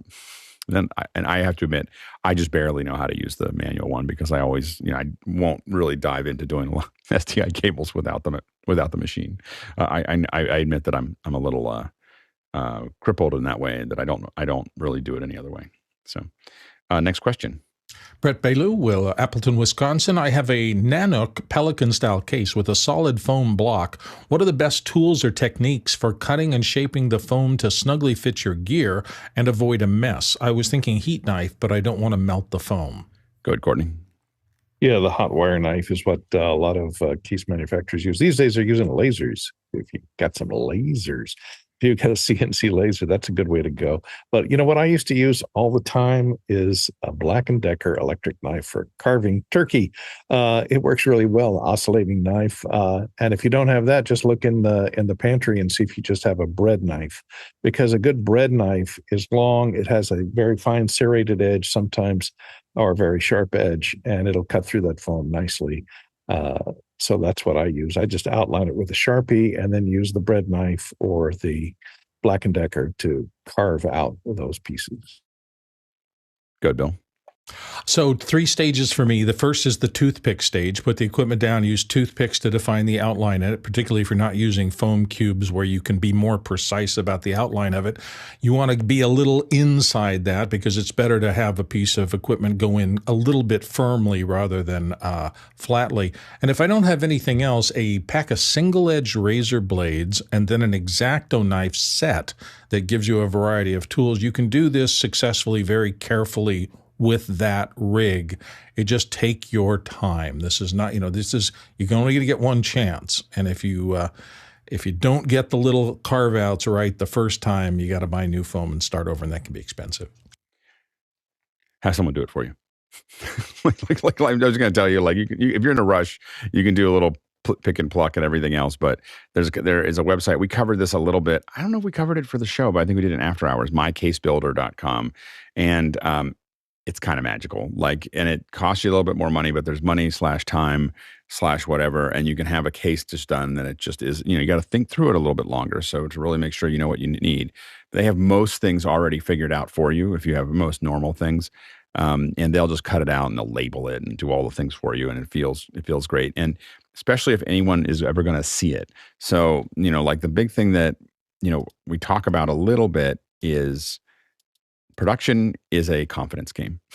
And people feeling, your partners, other people doing stuff, when you show up with everything kind of pre-scored and pre-handled and with little labels and everything else, people make decisions whether you like it or not. People make decisions about how good you are at what you do and how organized you are and everything else.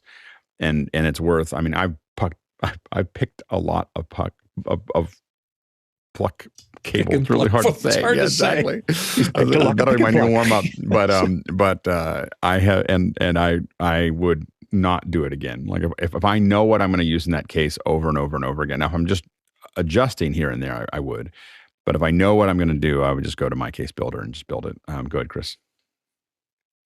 Yeah, there's another company that doesn't get talked about in our industry much, but it's called Kaizen Foam, and it's by a company called FastCap. I think bought out Kaizen, and Kaizen is like the way pick and pluck should have been made. Essentially, it is. Let me see if I can do this.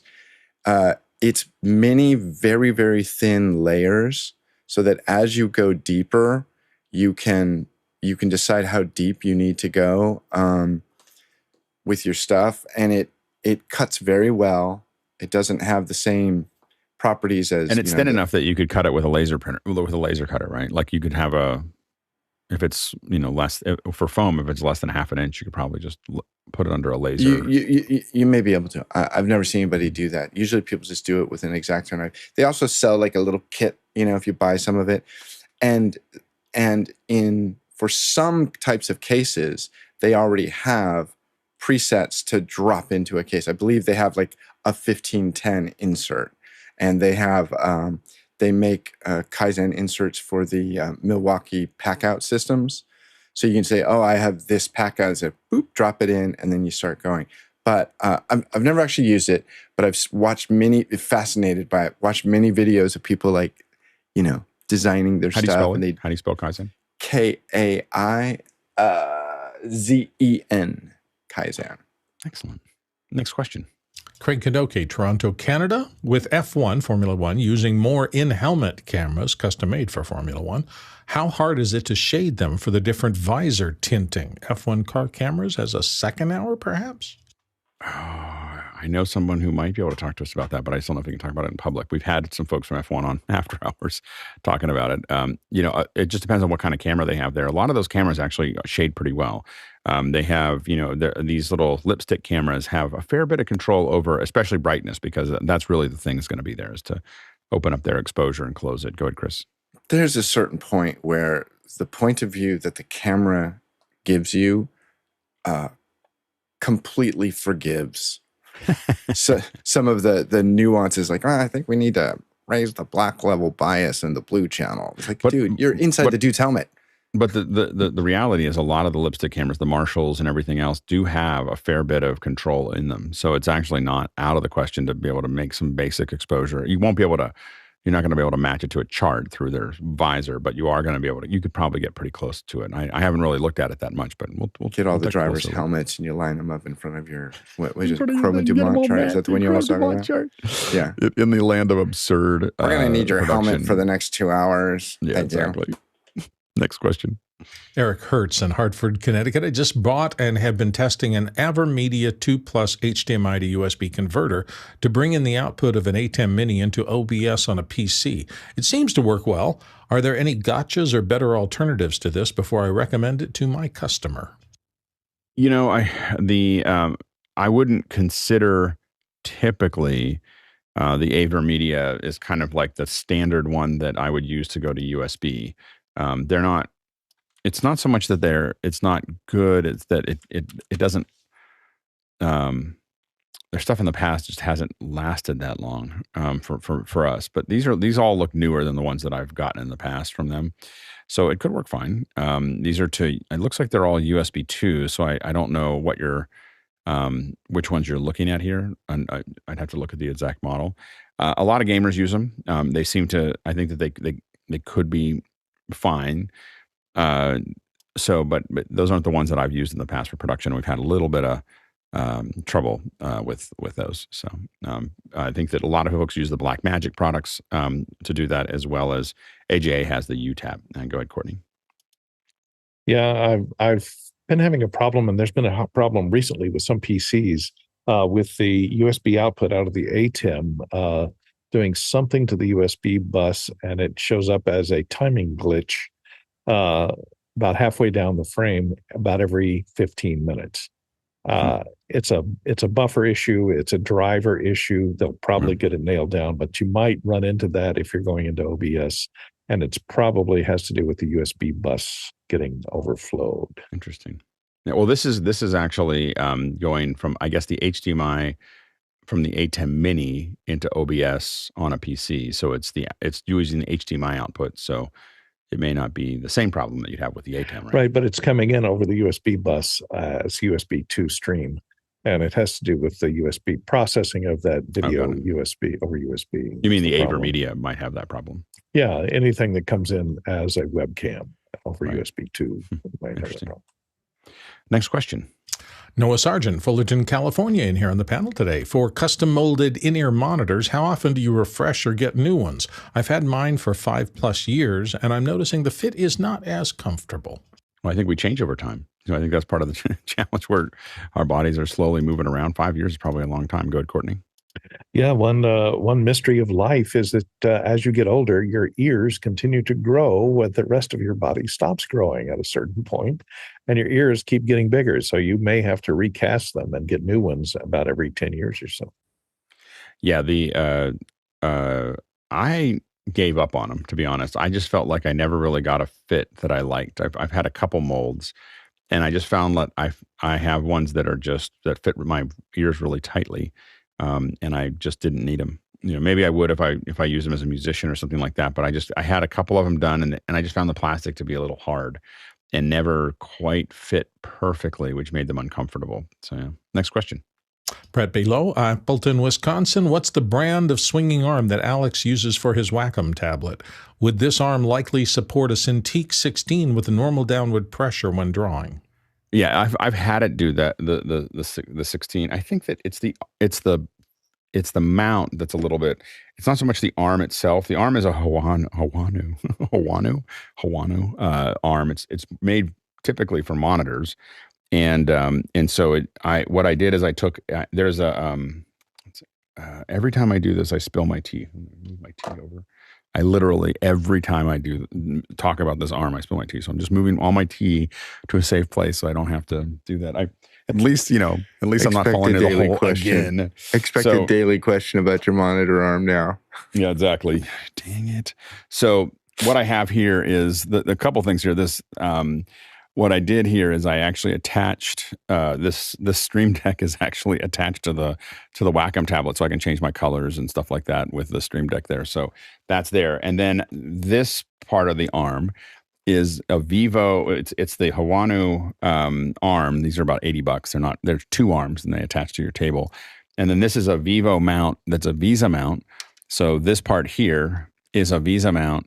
That is adjustable, so you can kind of open. That's kind of hard. It's a little stiff without the weight, but you can pull this open and shut. So it's like just a vise, but it's a Visa mount for tablets and so on and so forth. And so I just put that into there, and then I push it down, and it goes into there, and that's how it just kind of when it's got the weight, it kind of floats nicely here. So it's got enough weight that it'll just kind of move to wherever I want it to. It'll definitely work with the 16 because I have a 16 and that's what I used to use. The 16, it's funny is that the 16 is actually harder to use with this because the connector is more funky. The Wacom one, or the Wacom one, which is half the price, actually, it doesn't have as many buttons on the side, but it has just one USB connector. It's a slightly modified USB-C connector. that goes into the top here, into this here, and that's the only cable, and it's just a lot more convenient to work with. Anyway, so that's what I use there. Works great. My best setup so far, as far as being able to grab onto it and be able to move it out of the way and then pull it back in. It's nice. And then there's a little, if I'm smart, there's a little place for my pen that goes on top of the Wacom one that I try to keep it there. If you ever see me wandering around trying to find it, it means I set it down somewhere. Next question. James Fosling in Minneapolis, Minnesota. Is Amplify, cap AMPLI, cap F lowercase I, Amplify, a more home-friendly version of Ubiquity hardware? It is a home version from Ubiquity hardware. It is not friendly, and I would not use it again. I have it, so I can tell you from experience as someone who bought it and haven't had time to, or haven't committed the funds to it. I keep on spending money on office hours instead of redoing my network. I would not do it again. Like it's a pain. It's not, the mesh network that it builds is not particularly useful. I'm ramping up at some point in the fall to replace it with Ubiquity. I don't mind the Ubiquity brand, but I wouldn't recommend the Amplify. Next question. Matt L. in Oakland. Is there a way to do multiple lower thirds as contestant introductions on a live stream that is using an ATEM Mini Pro and a live view solo, no computer in the pipeline? Go ahead, Noah. If you have those lower thirds pre-built, I would look into an iPad with Mix Effect Pro because you can switch between the different graphics that way. But if you have to build on site, you probably still need a computer somehow. Go ahead, Courtney. Yeah, if you don't have a computer, that makes it awfully tough. I was going to say you could use PowerPoint and line up all your, use one input of the ATEM Mini with a PowerPoint feed into it and just have individual slides for each lower third and then ping between whichever slide you're going to for the next introduction, and so on. You could line them up in PowerPoint. The other thing is if you had the ATEM Mini Extreme, you have the six macro buttons, and then you can build a macro for the ATEM Mini Extreme so that whenever you take input 1 for contestant 1, it puts the lower third in there for them, and input 2 loads the lower third for number 2, et cetera. And you just build a macro for each one and use those 6 macro buttons for switching. And that way you bring or at least switching your introductions. And then that way you could automatically bring in your lower thirds. But that isn't available on the ATEM Mini unless you use the software control switcher on a PC somewhere. Go ahead, Bill. I was wondering if Tuomo's SPX graphics, because they're all web-based, would help. But without a computer, I was trying to figure out whether there's a way to get in other than putting it on some little Mac Mini or something like that. To me, it was getting it out of the character generator and getting into a web thing, but I'm not quite sure how to plumb that. Yeah, I feel like there's got to be, I guess there isn't a way to cycle through. Yeah. There's not a way to cycle through the media pool, right? Not without macros. Oh, yeah, you could do macros. You could do macros. So you could know that with the macro buttons, you can do it, but not without the macro buttons. So you have to build your macro buttons to do that. Yeah, that would be the way that you'd have to do it. But but there aren't any macro buttons on the Mini, right? The Mini Pro. I'm looking at it. I don't see any. Only on the Extreme, I think. And I'd like to outline again, there are so many buttons on that Pro that we don't use. If if we were just able to attach those buttons, it would. It's probably one of the few. There's a couple things I've been thinking about with the ATEM. Like I was trying to think, like, where would they go now? Like, what would they do that would be better? And defining the buttons, being able to define, you don't have to change what they say on the front, but being able to redefine what every button does would be revolutionary. The other thing would be to have the ability to do basically a shading and so on and so forth, even if it was just loading a LUT for every input, but being able to have basic proc amps on every input would be great. But even if it was just loading a LUT, I think would be great because then you could match all your cameras in the switcher as opposed to at the camera end. Go ahead, Chris. I think the question I'd ask you, Matt, is why is there this, what I'm going to call an artificial limitation of no computer? It seems like every answer is like, but if you had maybe adding a computer to your setup would solve a whole lot of problems. And I do think that you'd be able to do it with just an iPad. Just a small, entry level iPad I wouldn't use the mini iPad, but the first one that's kind of full sized, 9.7 or whatever, would be enough with Mix Effect Pro to do most of the work that you needed to do. and you can have it kind of just sitting there. So it'd be relatively portable and easy. I think that probably the sensitivity there, my guess is with the Live View Solo and the Mini, is the complexity to set it up. And I think that it'd be worth it to have at least an iPad there. Next question. Next one comes from Douglas Carmichael, and he asks, when you measure the SPL of a live show, do you usually measure at front of house or at multiple average points within the venue? When we've done this, when I've done it in the past, I try to do it in multiple points. You want to know what it's like everywhere. And mostly what I'm worried about is near the speakers, is it at a dangerous level for the folks that are there? So, for an extended period of time, what are they going to be exposed to? And then you make a decision about where that is. That's why oftentimes we like to try to get the speakers up and away from the audience, at least for the kind of events that I work on. But you want to, oftentimes I'm trying to keep that number under 85. Yeah, go ahead, Chris. It's my experience, times where I've had to check level is I'm going to check it at the location that will allow me to pass the inspection. Oh.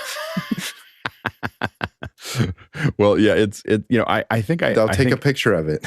Yeah, I think that I have definitely become, as someone who has to pay attention to my hearing a lot, I've definitely become more sensitive to actually paying attention to it, and so if I think something's particularly loud or soft, I have a tendency to pull I found that, we tested it against some pretty high-end tools, and I found that my iPhone turned upside down and kind of pointed out where it needs to be is plus or minus 1 or 2 dB from the calibration tools that we've used.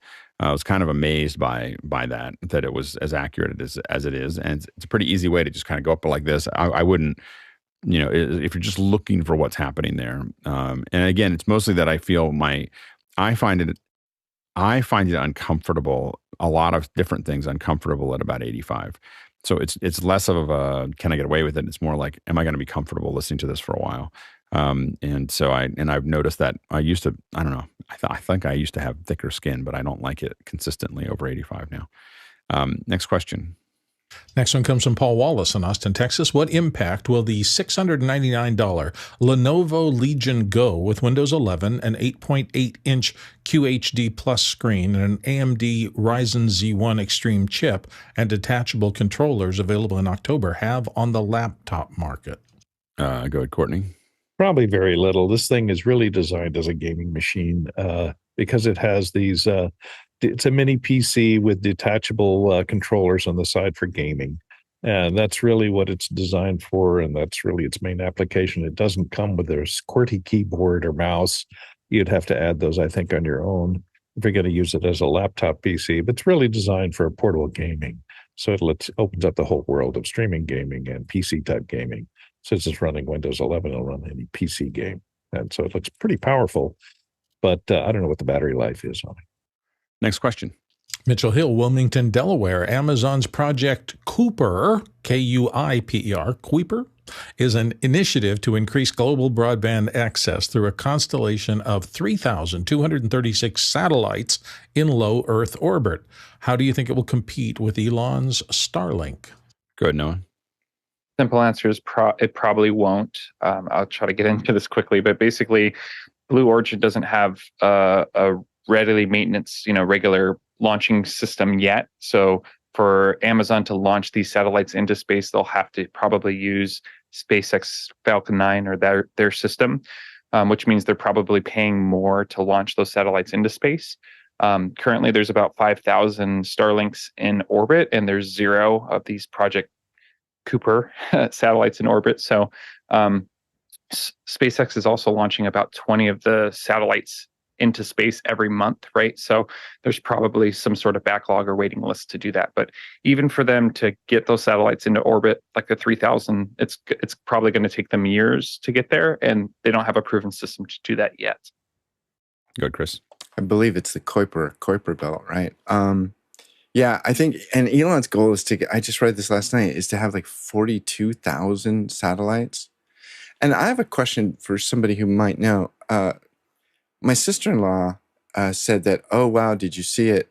It was interesting. She said, we saw the Starlink. She said the Starlink. I don't think she realized it was a huge mesh of them. But I've seen many photos that look like Morse code, like dots across the sky. And apparently there's a point where the reflection hits Are the satellites that close together? When they're launched, they are. So they launch that way, and then they slowly spread out. So that's how that you're seeing them after they've been. If you see a line of them, that's after they've been deployed. So that's and then they slowly That's get what to I their thought. position. And as I started looking at photos, it didn't seem that these coincided with the launch. And maybe I'm just reading it wrong. My understanding, and we probably bring someone and talk about it. My understanding is that they can stay there for quite some time before they're put into really place. Spread out. Yeah, before they really spread out. So they can, it takes a little while to, it's not like you'll see them the next day. It could be weeks or months that they're in that configuration before they move out.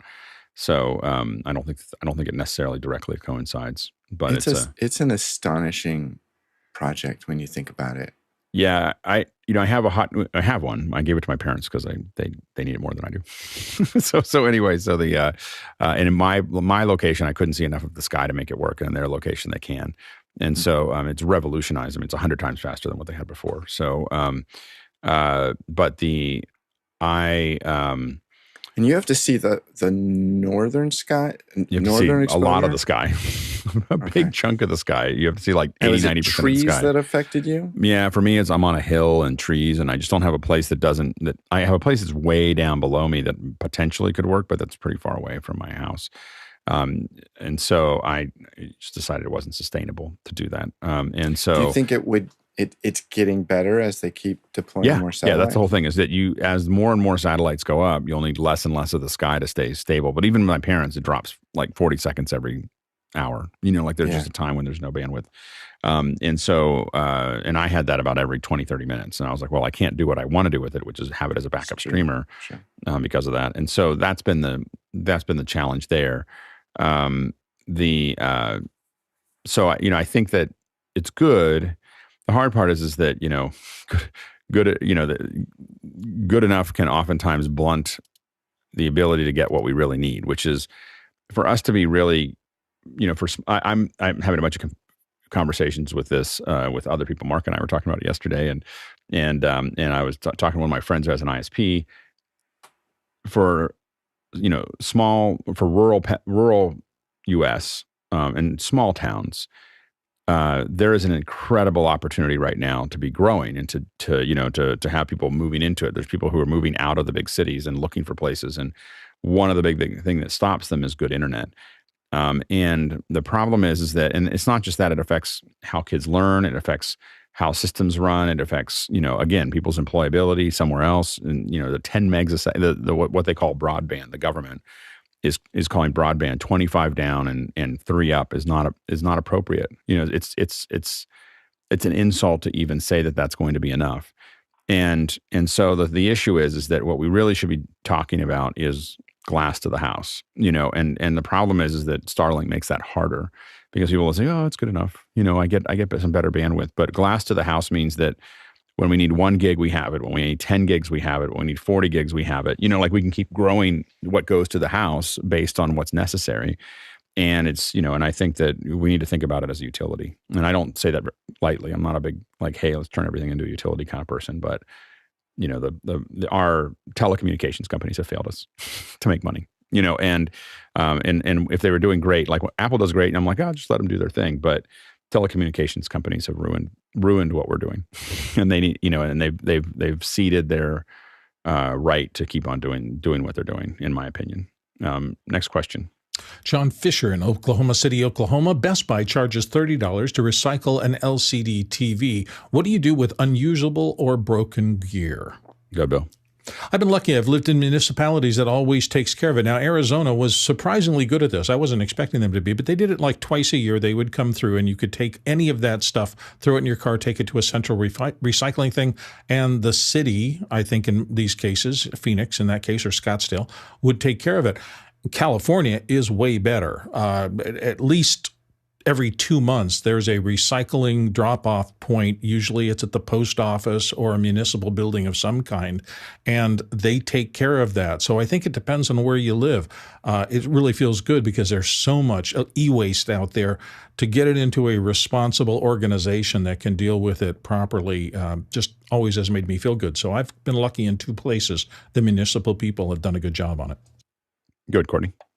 Yeah, look in your neighborhood for a Goodwill store. And I've been using them for recycling because they will, even if it's broken, they might have some people, they employ people to go through all the electronic submissions.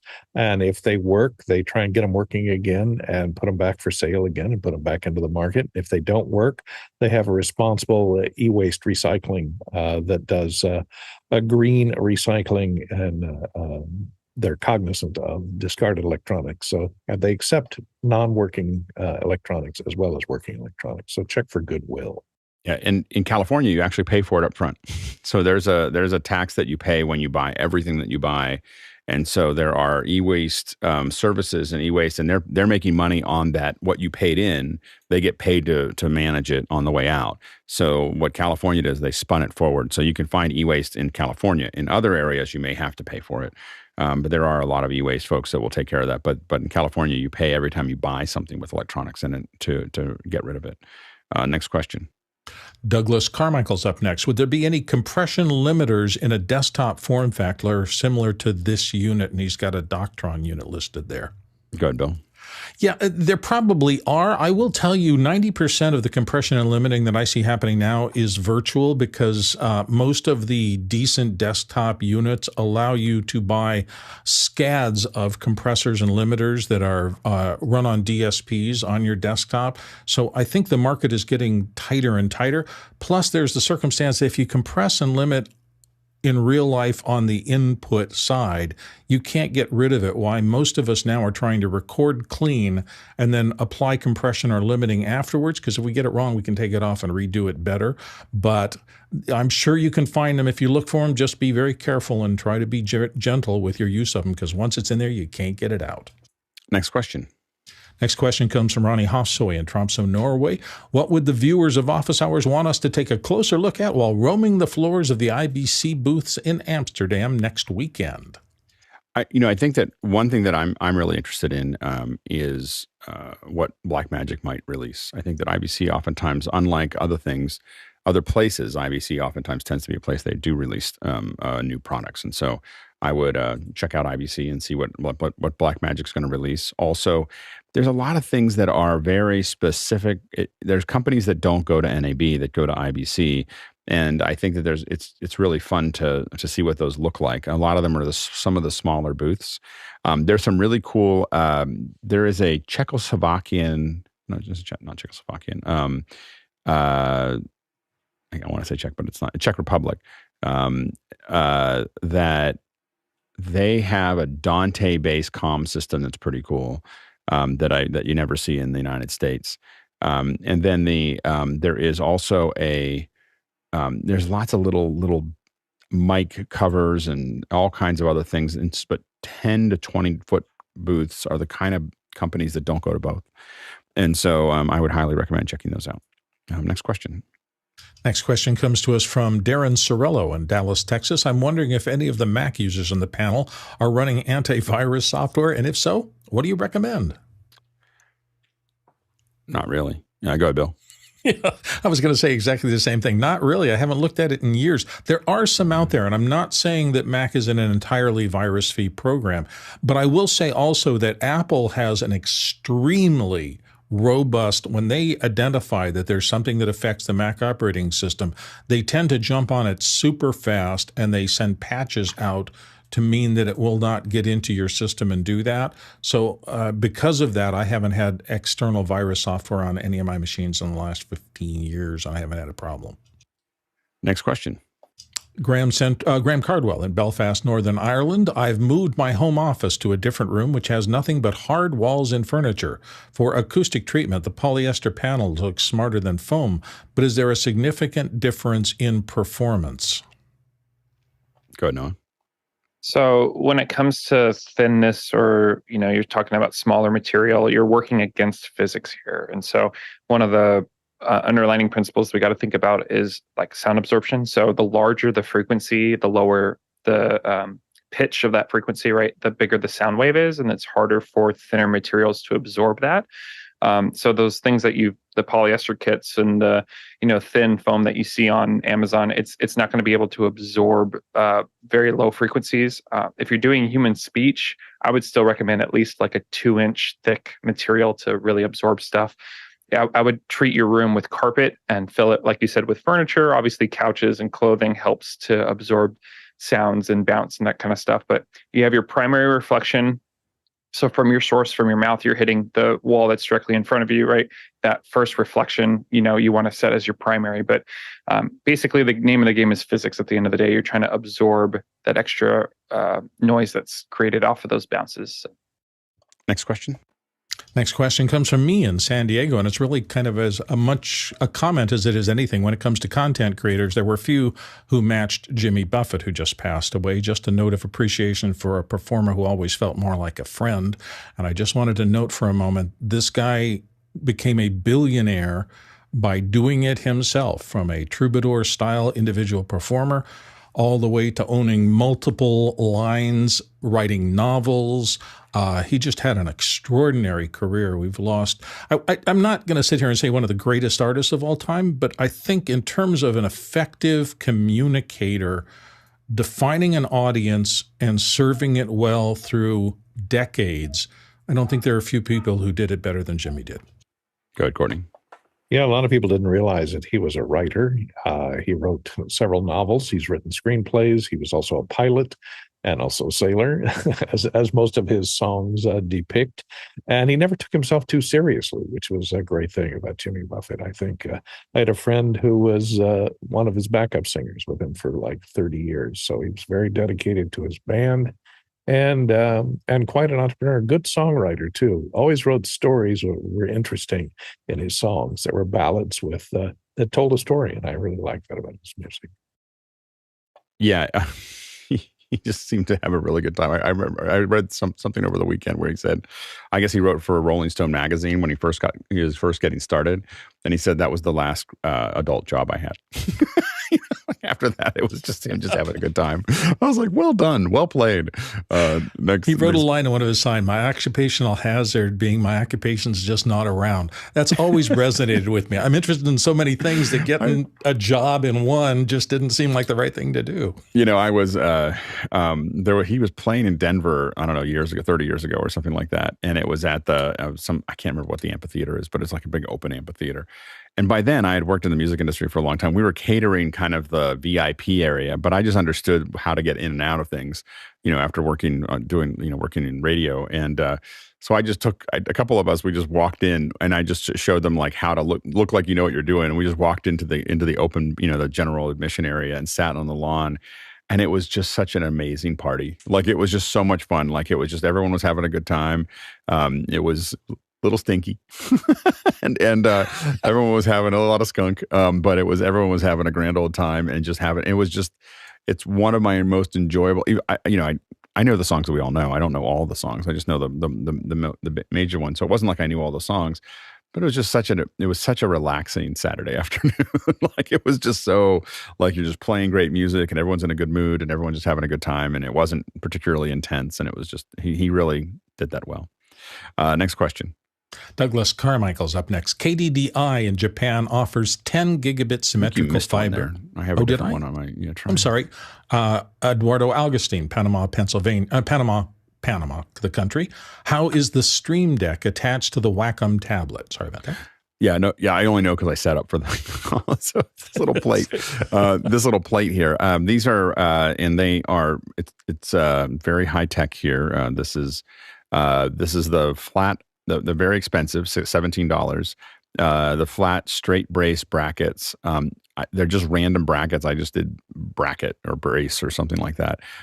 They don't particularly fit for it or anything else. And all I did was I put a bunch of two-sided Velcro onto one part of it so that I could stick it to the back of the Wacom tablet and it sticks out. And again, to show that here. Now I have to messing with it. See, that, by the way, is not tea because I moved it. Anyway, but this bracket is just kind of just attached to the back of this, and it's just Velcro here and then Velcro here, and that's all. I'll build something someday, but I was like, that's good enough for right now. So anyway, that's all it is. $17, 4-pack flat straight brace brackets by U Lifestar. I don't know who that is. Next question. Douglas Carmichael's up next. KDDI in Japan offers 10-bit symmetrical fiber internet service to residential and or small business users. Would there be any practical use cases for those people for those speeds at the consumer level? Go ahead, Noah. The catch with this question is the consumer level part of it. I think for the average person, they may not see the same thing that we see, but I will tell a quick story. I have been struggling to get fiber internet in the place I'm in now for a number of years. And then about 4 months ago, I finally got the opportunity to go to fiber. And I went for the highest speed, which was a 4.7 gigabit symmetrical speed. And it changed my life practically speaking, because I have servers and other things so obviously for like techs like us, that's going to be more meaningful. But to the average person, once that unlock happens with fiber, where, like Alex was saying, it's more of a utility and more people have it in the future, I think we're going to find ways to expand our capabilities and what we do as far as like transfers and speeds and streaming and that kind of stuff. Absolutely. Next question. Rion Smith in Trinidad, West Indies. Have you guys heard of any upcoming usage for the stinger button on the ATEM Extremes? Well, it works now. There should be a use. The stinger should be able to fire off a stinger. So a stinger is, I believe, actually, I don't know. I've never tried to use it on this. I know that we can use stinger on our end for larger switchers, but I realized as I started talking, I've never tried to do it with the Extreme. Noah? I was about to say the same thing. That's my experience as well. I haven't tried it yet on the Extremes yet, but the larger switchers, we've used that for sure. Yeah, and what it does is it just plays out this thing and does the transition. So it's cut with a transition on it. Usually you have an alpha channel on one side, alpha channel on the other. So it's a fast transition. I don't think that the ATEM Extreme has, let's see. Yeah, it doesn't have, the problem with it is, I think they put the button in there thinking that they would have more memory. I think it didn't work. I mean, there's a couple times when BlackMagic has done stuff to cameras and to other devices where they added something to do something and software never actually catches up. And I think this might be one of those cases because there's no, you might be able to have it tie into the HyperDeck. The HyperDeck may be able to play it out. If you had it tied into a HyperDeck, it would play out that with alpha channel. Go ahead, Courtney. Yeah, the media storage on the ATEMs only holds 30 or 60 frames.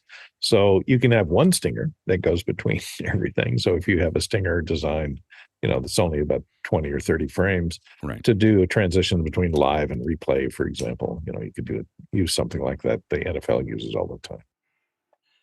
Next question. Paul Wallace, Austin, Texas. Logitech now has a vertical mouse lift, like a little skyscraper on your desk for $70. Will it catch on? And it's got the link there. No, it will not catch on. It's a horrible idea. Next question. Next question from Rion Smith again in Trinidad. Is there a good resource to learn how to create Windows.bat files and be able to build simple automation tools?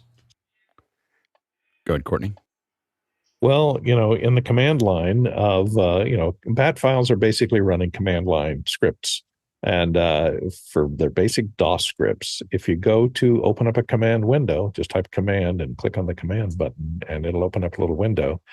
Just type help and any command that's in there, or list of command help, and it'll show you a list of commands, and then help, and then the command name, and it'll show you all the things, the format or the syntax for typing that command. And you just type those commands in Notepad, any text editor, one line, next line, next line, next line. You save it out as a file called .bat.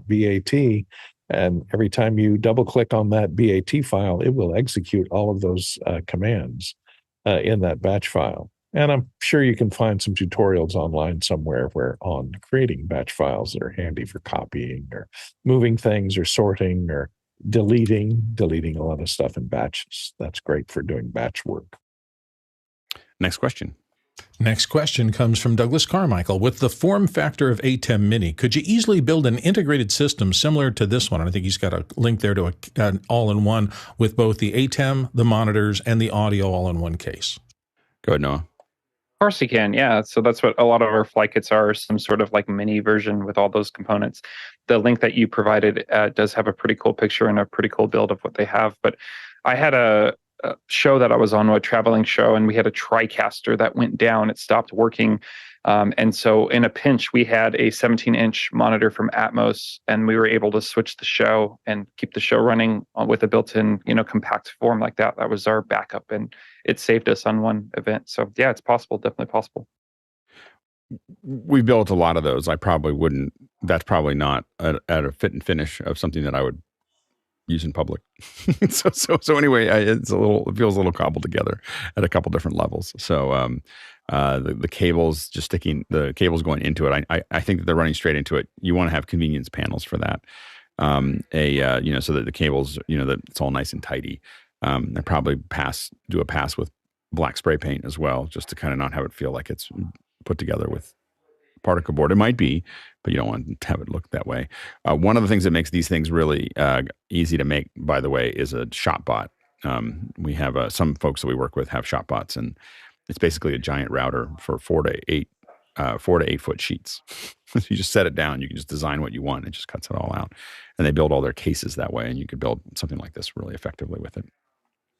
Thanks so much to all the great questions. We just cruised right through it. When we have second hours like this, I always go, oh, maybe we don't need to do like something new every second hour. So it's a really, really good day of Q&A. So thanks so much for everyone for all the questions that you put in there.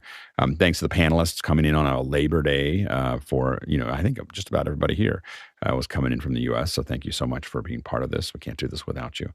And thanks to the incredible team on the back end that is doing all of this work. They're building the software that makes this work. They're organizing all these days. They are cutting the show on a Labor Day weekend, on a Labor Day itself, and we just really appreciate everybody's effort there. Traveled 105,000 miles. That's 169,000 kilometers, and that is 834 million bananas for scale. All right, let's go ahead and jump into After Hours.